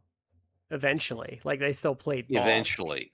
Eventually. But like I So guess for me, if I was in that situation, like okay, you have 3 minutes. I'm like okay, like you're losing in 3 minutes. Like okay, how dead do you want me? Because if I was there and they were going to lose in 3 minutes, I'm going to go, look, what's the finish for the match? We're doing that, okay? Hit me with it, hit me with that, and just give me some space. Either I'm flying for it, or you're choking me. Got bumped real hard off the stream. Just if Anna Jay's choking me out with the Queen Slayer, that's fine. If I'm taking a double move from the two, that's fine. Whatever it is, tell me what it is so I can be prepared to bump huge for it. yeah. So someone else. oh, go ahead. Real Matt. quick, last second. Someone else had like a great point that it's like they're working TV, so it's like what's 3 minutes going to do for us, for our opponents? It's like you're working TV. Like the fact that you have 3 minutes, it may be because that's like the time that's allotted to you guys. It's not just like let me work 10 minutes to get my shit in because Yeah. it's like a house show or whatever, or even like a pay-per-view. Even a house It's show, like, though, no, they're you not got gonna give you 10 minutes you on a got house show. you got 3 minutes because you have a 2-hour show and that's with commercials. So once you factor in like entrances, like maybe the segment for y'all's match is really only like 7 minutes. So it's like you factor in a bunch of stuff before and after. It's like you got 3 minutes to actually do work. So go. And it's like, yeah, just go in there. Like I agree with you. It's like if that was me, I'd be like, okay, 3 minutes, what's the finish? This? Okay. Let's figure out what to do for like 2.5 minutes. And then you hit me with your stuff. That last 30 seconds, I'm gonna die in the ring. But let's just figure out some stuff to do and don't get your shit in. Like it's let's figure out a schmoz until then. Yeah. One other thing I'm going to add, and then I'll be done, is that 3 minutes isn't enough.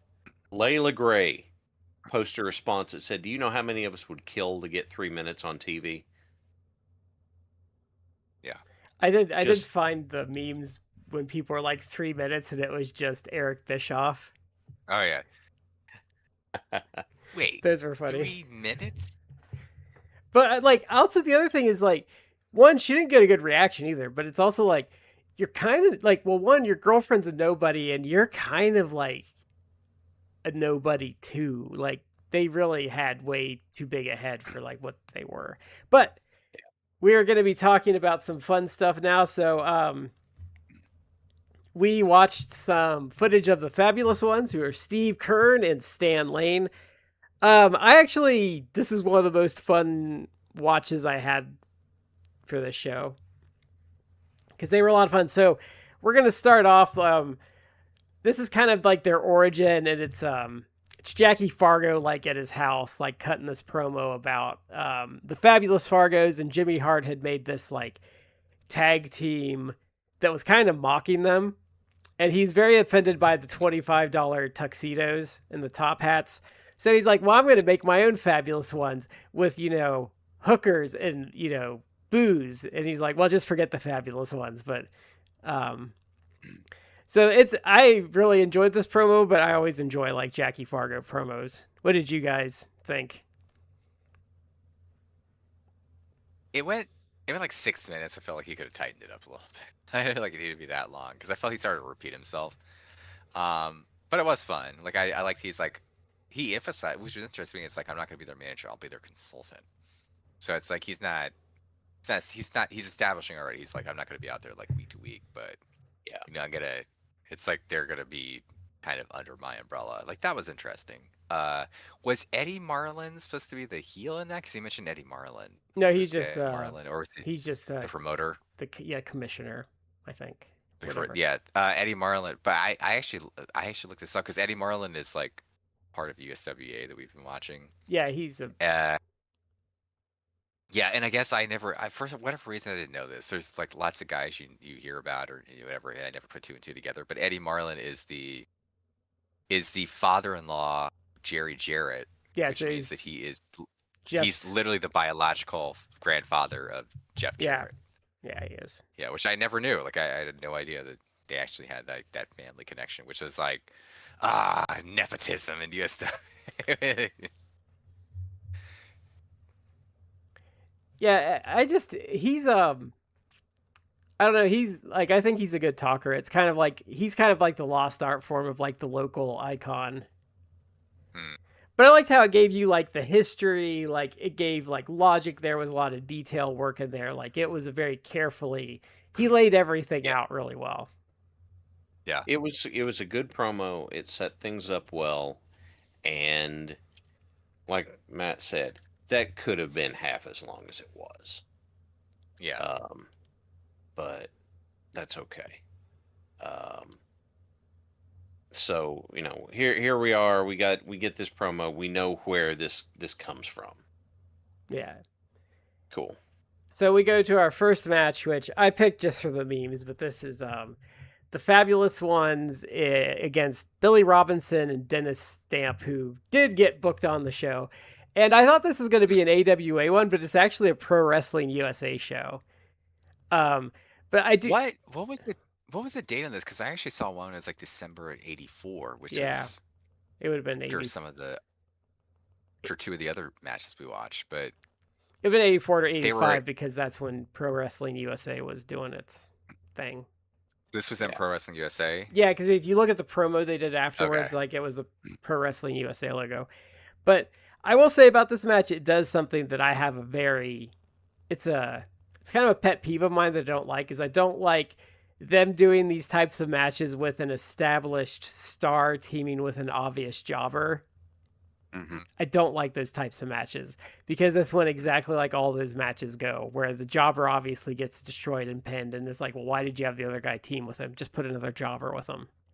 Yeah. Yeah, I was actually confused about that because I'm like, so in this promotion, was Billy Robinson like, because he was obviously older at this point. It's like, was he on like the way down? No, where it's like you're gonna. They did this in WWE around this era too. Like I've seen it a lot on TV where you get like, he's probably like a mid Carter, but it's when they'll put a mid. Like I saw it once in WWE. It was like Don Morocco and some jobber just on Wrestling Challenge, and they lost obviously because the jobber got pinned. But they do it because I don't know why they do it, but also Billy Robinson didn't. This is something I have to argue with people all the time about, and a lot of people do, but. The logic is Billy Robinson didn't lose because he didn't get pinned, so it doesn't matter. Yeah. Billy Robinson obviously has been around a long time. That neck breaker he did look awesome. Yeah. Billy Robinson, like great British worker, trained a lot of guys. So yeah, I was like confused because this is basically just like a squash. I know. Yeah. Like when Robinson's in there, it's like it's competitive, but it gets weird Dennis though Stamp because is in there, it was like squash. He kind of like they do some stuff like once Dennis Stamp is in, then Billy Robinson like suddenly becomes like super ineffectual, which I thought was kind of weird. Yeah, Dennis Stamp, not very good. Surprise. He took his beating fine. He had some weird selling though. He's I felt he's like weirdly like kind of his body's weird because he's a lot of leg. There's a lot of leg to Dennis Stamp, and not a lot of like torso. yeah, he's not like a real body guy. He's like thick, but he's not like He's kind of like He's fit, but he's not.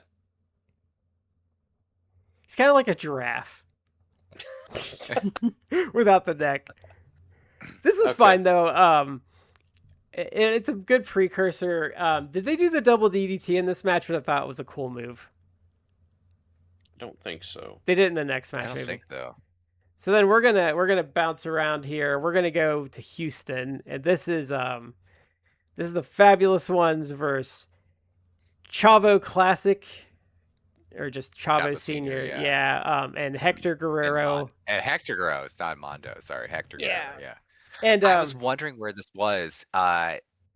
This was from December '85. yeah, I was wondering where this was because the Guerreros were like super over, and I'm like, oh, they got to be like in Texas or like it the was Southwest Sam somewhere. Houston Coliseum, is where they Mm. were at, because he said it. The announcer in this is fucking terrible though, because he gets He's not good. he Yeah. mixes up Stan Lane and like Steve Kern, and then he's like Steve Kern. he's like, they're really hard to tell apart. Like, no, they're not, dude.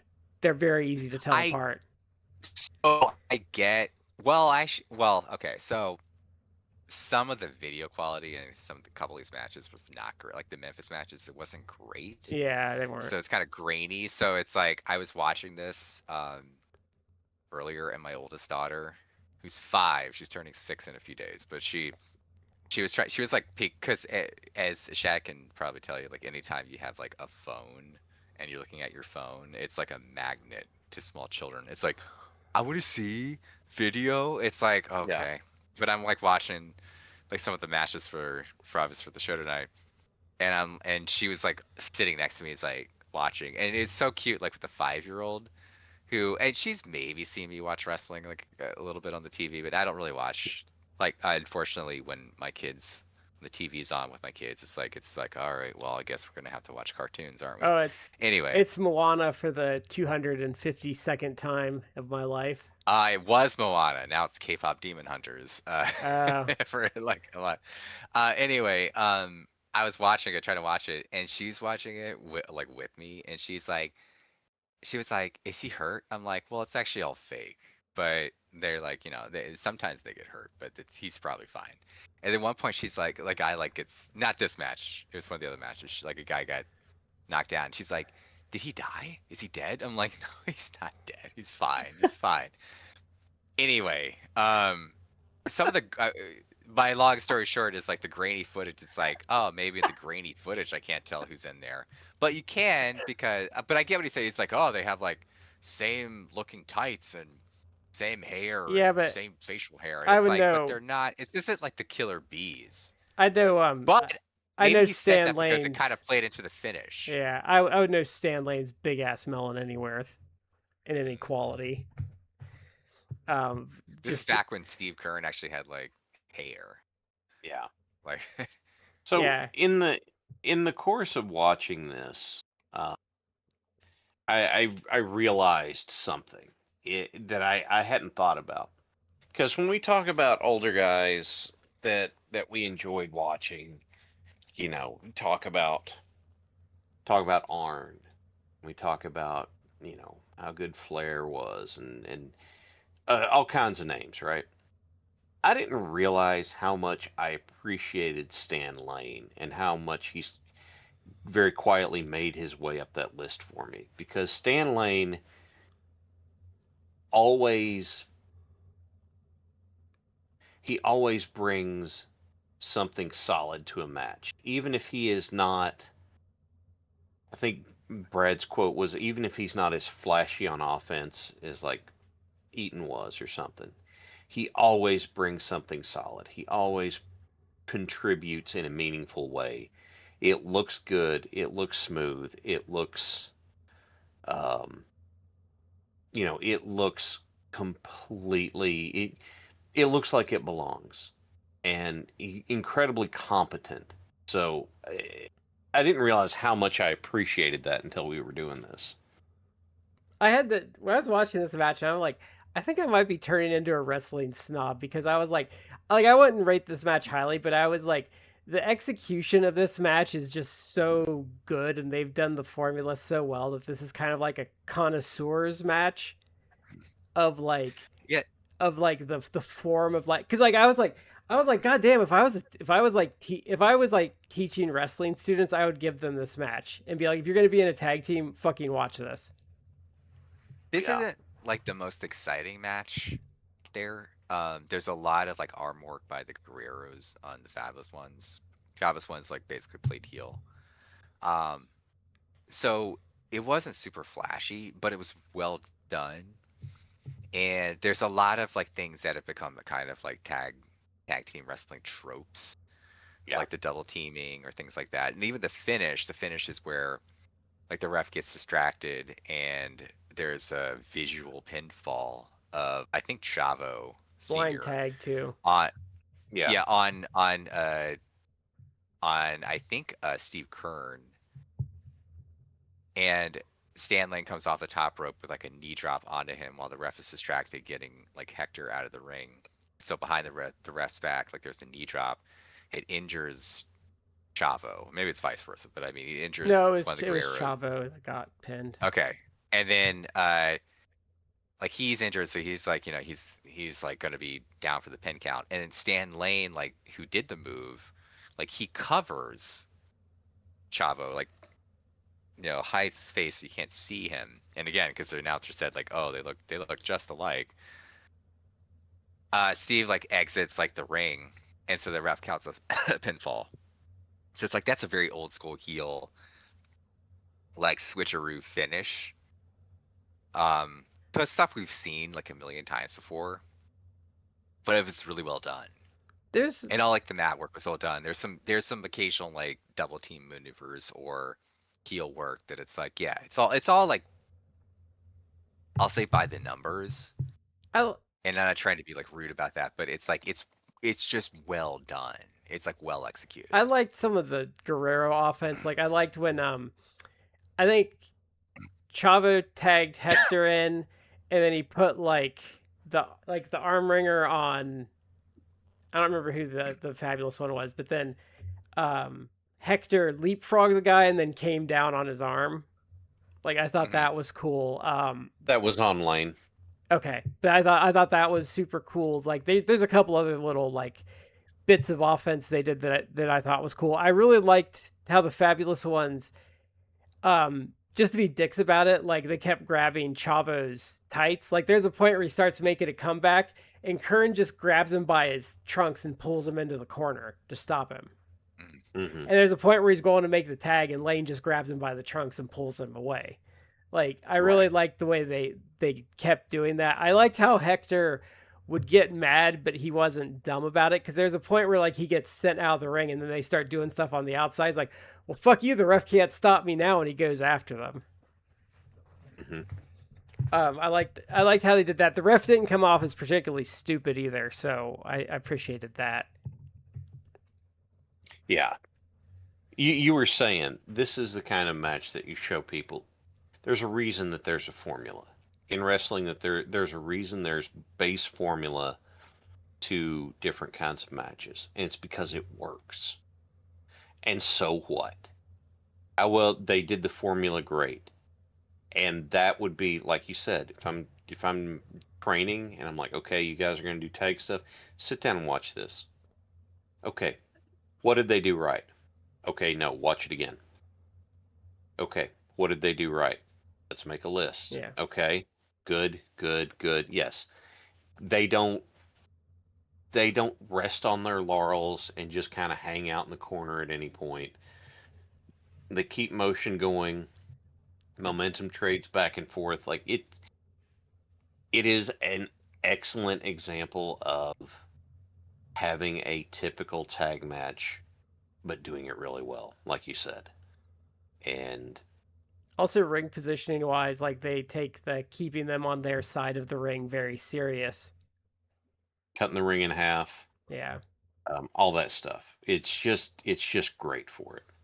I think that as heels too, they did what I like is where they needlessly cheated at times. Yeah. And not You like can't. big cheats. Like I said, like the grabbing the trunks is technically illegal, but it's like a nice little shortcut that pisses you off. Hmm. Being a heel is not cheating all the time. Being a heel is being a dick. And any opportunity you have to be a dick, you should be a dick. Yeah. I don't care what it is, because the point of a heel is to piss off the crowd so the babyface can get over. Then do it. Do the stuff that, even if it's not technically illegal, even if it doesn't make sense, it's still shitty to do. Do it. Is that a Jesse Ventura line, which is win if you can, lose if you must, but always cheat? Yeah. That's he just took the heel thing and just laid it out there for everybody. Yeah. So I really enjoyed this match, and it went pretty quick. So I think this was about 17 minutes. I wish I would have known that was actually a rematch that was out there, because I would have put both of them on there, because I was kind of like, oh, I kind of want to see the rematch. But the announcer was bad. Sorry. I needed. Oh God. It's not good. No. Announcer almost drug me out of it a few times. Yeah, he was not good. So then the next one is so this is the Fabulous Ones versus the Moondogs from Memphis. I think this is an 82 in a stretcher match. 83. 83. So May this 2nd, 83. And now we go to a good announcer, yeah. Lance Russell. Yeah. This had a really unique... I heard Lance's voice and I'm like, Lance. Yeah. Like, I was like, You hear really that? happy. There we go. I really like the finish on this one. So pretty much they got Kern. Was it Kern that was in the ropes? Yes. Yeah, it was Kern in the ropes. So they were doing the choking, like where they get their neck stuck in the ropes. And they did some clever stuff with it. I liked how the Moondogs would like hold his legs up, and they were acting like they were like choking him harder, even though they were just quote unquote Yeah.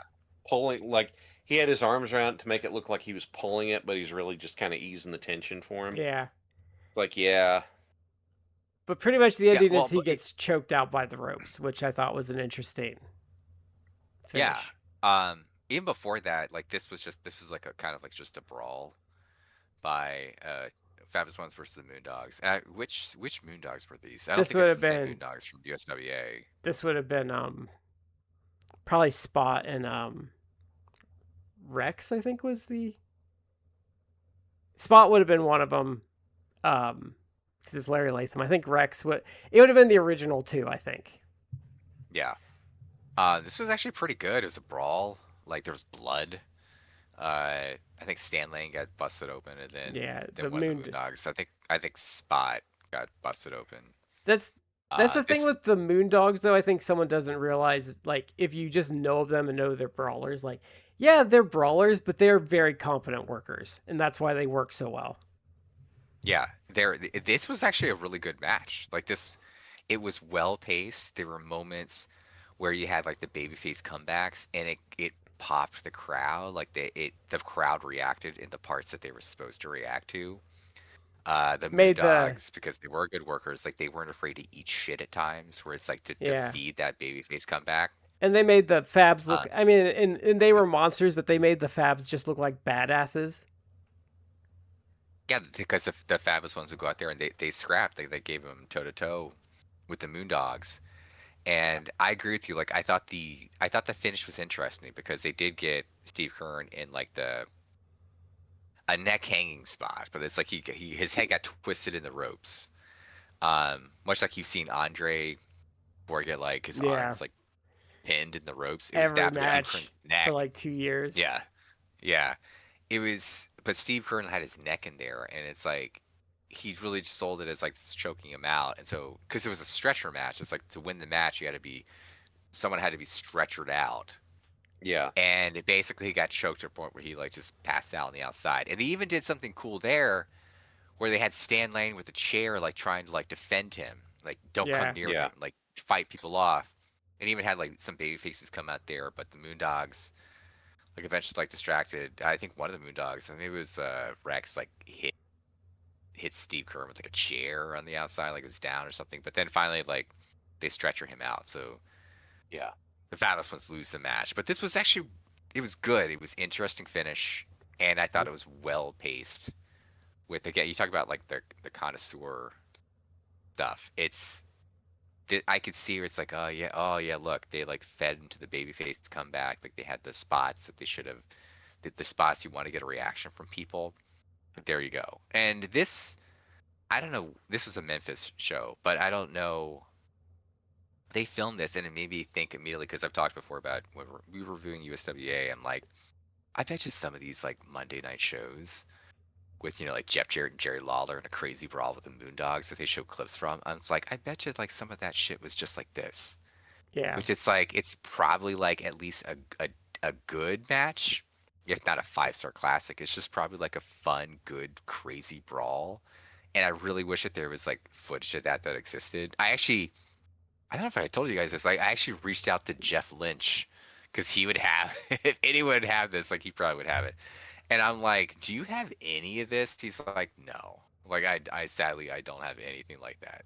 Like I'm like, damn. You can find a lot of the 80s. There's a lot of 80s Mid-South Coliseum stuff out there because I think for a while they were doing a show that was just like Mid-South Coliseum and like some other states. So a lot of like you can go on there like and we've watched a lot of Mid-South Coliseum like that match with like where the fans were throwing firecrackers at Rick Rude, Savage.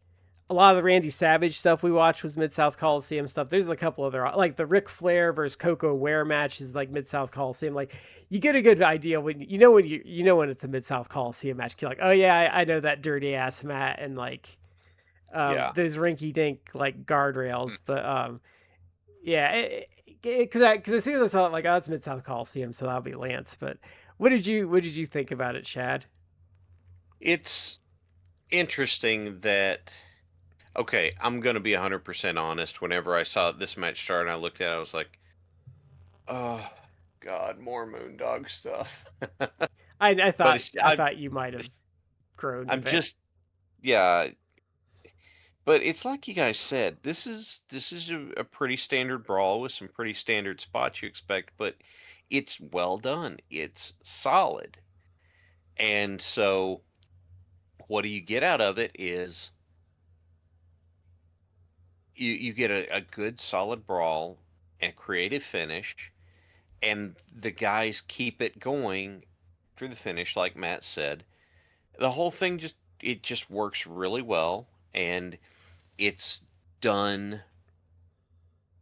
It is done properly the whole time. I wish I had another way of saying it is more than competent, but it is not like more than competent, but it's not outstanding or whatever. It's really good. It's a struggle guess. sometimes when you review something like this because it's kind of like when you watch a Ric Flair match sometimes for the show and you're just like, well, I don't even know what to say about it. It's a Ric Flair match, and like this one is kind of just like, oh, this is a really good brawl, but like, and like they did some cool stuff, but it's like I don't know what to say because like they're all good workers. They had a good brawl. They did good worker things. Like once you've watched so much stuff, there comes a point where it gets harder and harder to delineate because once you've seen so many 4.5-star or better matches or whatever, it's like, yeah, it's really good. Yeah, that's fantastic. Am I gonna go back and hunt this one down? Probably not. Was it because it wasn't good? No. It just a lot of matches are going to have something special that you connect to. Yeah. That bring you back to it. And so, we can watch, I don't know, 100, if there are even, 100 5-star matches. We're not going to love all of them. And, it's just having a different connection. This is just really good, but I don't know what else to do.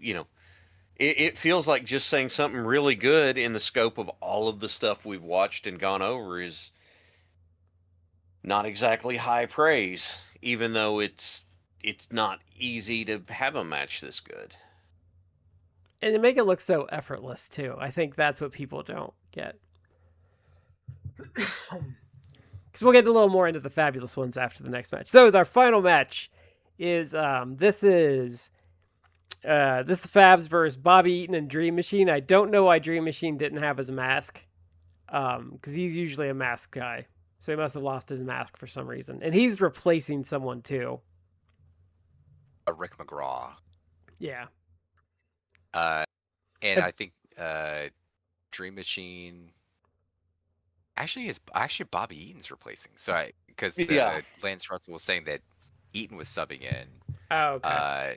Because it was Dream Machine, who is what, Troy Graham? I had to look him up. Yeah, Troy Graham. He's a really good talker. Troy Graham. Actually, like he's. I've seen nothing about him. But he and Rick McGraw were the tag champs. They were the New York Dolls. Don't know anything about that. That's so the New York Dolls are what is what Jackie Fargo was promoting on. Okay. And their manager is Jimmy Hart. When I saw, I was like, I didn't even know until like I saw like I'm like, damn, is that Jimmy Hart like running around? Because I didn't realize they're part of the First Family. But Jimmy Hart's like there, and I'm like, oh my god, I think it's Jimmy Hart. And as soon as I saw the ridiculous get up, I was like, oh yeah, that's Jimmy. Well, I knew by who was in the ring. It was Jimmy Hart would have been at ringside, but like as soon as you see the outfit, you're like, oh yeah, that's Jimmy Hart. And he actually got physical in this match, and not like something easy. He came off the top rope. Yeah. He did. Before that, he even he threw in like a handful of pat. The finish was like he threw in a handful of patter in one of the fabulous one's faces. I don't know which one. This was he actually won the Southern Championship at one point too, because there's a funny squash where he's taking on some jobber on TV, and he's just getting his ass beat, so his guys have to keep like interfering to save him. This was fun for what it was. After Jimmy got physical, like there was also a run-in by Quick Draw Rick McGraw, who was allegedly hurt. That's why he was in the match. Yeah. And also Brown Sugar. Yeah, Coco. Who is Coco Beware? Yeah, Coco. Yeah. I was like, and we've seen when we long time at this point we reviewed on the show some old Bobby Eaton stuff.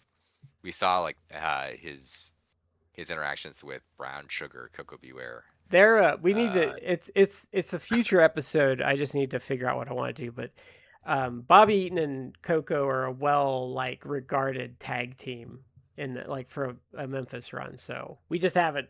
I haven't broached that because they should be their own show. Bobby was good in this too. Like Bobby was just. He's always good. Yeah. He's always good, and he. Good chemistry with both guys. Like he was actually like the perfect guy to go against them. Yeah, and obviously Bobby, his claim to fame was with the Midnight Express, but he obviously did many other great things, especially with Jim Crockett Promotions, with NWA/WCW, and actually this with the Fabulous Ones, and this match with Bobby Eaton, it made me think of like '94, like the very short-lived but actually kind of fun tag team of Bad Attitude, which was Bobby Eaton and Steve Kern. We did it. We did WCW. Didn't we do a match in theirs? We did a match with them. I forget who they were facing. Was it Harlem Heat? I don't think so. I forget why it was. I don't know, but we watched it, and it's like they actually were kind of fun. Yeah, we were wondering why they didn't last. I do think the '94 was weird. Like Hogan came in, and it's like they were changing the landscape of things. Yeah. It's like, and they wouldn't have put the tag titles on Bad Attitude, but it's like I'm a full believer that it's like if you want to have a healthy tag division, sometimes you have to have just pin eater tag teams, like jobber tag teams or jobber to the star tag teams. Well, WCW always had this weird thing where especially after Hogan showed up, there was this thing. Well, even before that, where you just didn't know who might pop up on the weekend shows. Yeah. Yeah. Because even in '97, you would just get a random Greg Valentine appearance. Yeah. No idea why that person's on the roster, but all of a sudden here they are. Yeah. You turn on WCW Saturday Night, and it's like, oh, John Nord is aka the Viking. And the Berserker. The Berserker, yeah. And then you have... Go ahead, Brad. Oh, go ahead. I I was gonna. The weirdest thing about this match to me is that this is brunette Bobby Eaton. Yeah, he's a brunette Eh, till And I I was think the like, Midnights. wait a minute, what? Why is? Are you sure that's Bob? Okay. The saddest I'm always gonna be sad about it, but like there's supposedly a bunch of matches from like 78 and 79 of Savage and Eaton having like matches Oh that are man, supposed to be awesome. But I don't doubt it. I also want to say I like how Stan Lane does his super kick. Mm-hmm. Like it's really smooth and like really different, and it doesn't have like the build up. He also did like a there was one match where he did like the super kick, but then he came around and did kind of like a back kick right after it. That was cool. Yeah. He's got a good sidekick. He uses it a lot. I didn't. There was a time whenever he was using it, he used it real low a few times in quick sequence, and I'm like, dude, you did not have good extension for that. That didn't look great, but by and large, his kicks look really good. Yeah.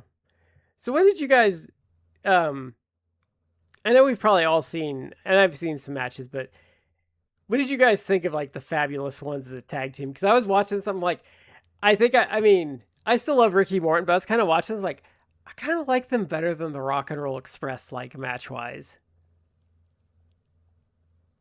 I would not go near that far, Because but they're in that fantastics mold where they kind of are, and I feel like they unfortunately kind of they've almost like fallen through the cracks yeah, historically because the Rock because and they were pretty Rolls good.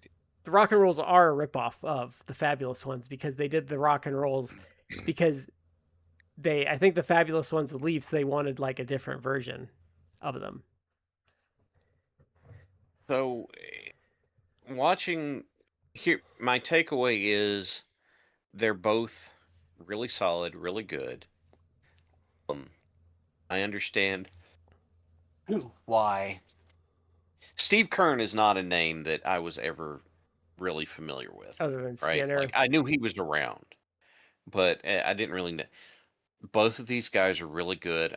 I understand why Kern was able to get a job regularly. I understand why Lane was teamed up with Eaton for the new rock and roll after Dennis Condrey vanished. Yeah. You know, it makes sense. I prefer the Fantastics to them by a pretty wide margin. And the Midnights, it's hard for me to compare the rock and roll to them because rock and roll has there's a very specific rock and roll match. That's where Right. I kind of And that's the struggle I have with the Rock and Roll because like and why I think I appreciate the Fantastics and the Fabulous Ones a little more is because they're so much more flexible. Like, because if you want to have yeah, a garbage brawl, like I don't think you could do that with the Rock and Rolls, but like the Fabulous Ones or like the Fantastics would be totally game for that, and it would work. yeah, it is a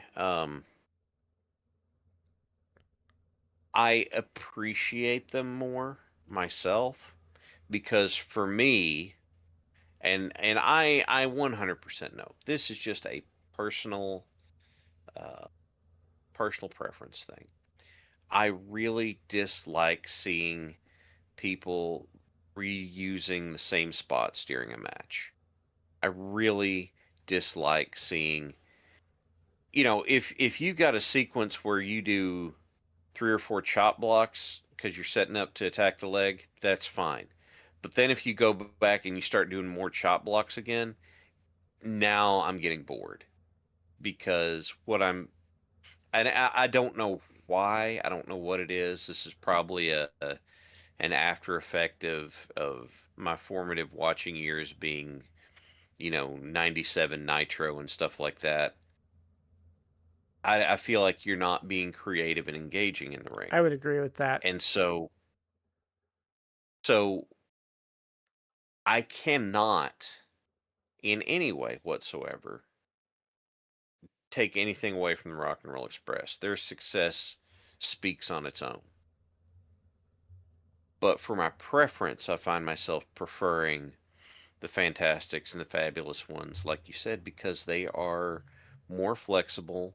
They do more with their matches, and for me, they are more engaging. Like you said, after you see a million Flair matches, they're really good, but it's your typical Flair match. You remember, what was it? That Flair versus Piper match that was on, oh, what was that? Was that a Slamboree Spring Stampede? I can't remember what show that was. And it was like the prototypical Flair match and the prototypical Piper match. You put them together and they really worked. It's like, that's great. But after a while, I'm going to yawn because it's the Flair match Yeah. again. It's the rock and roll match again. Yeah, can they do it? Can they draw you in? Of course they can.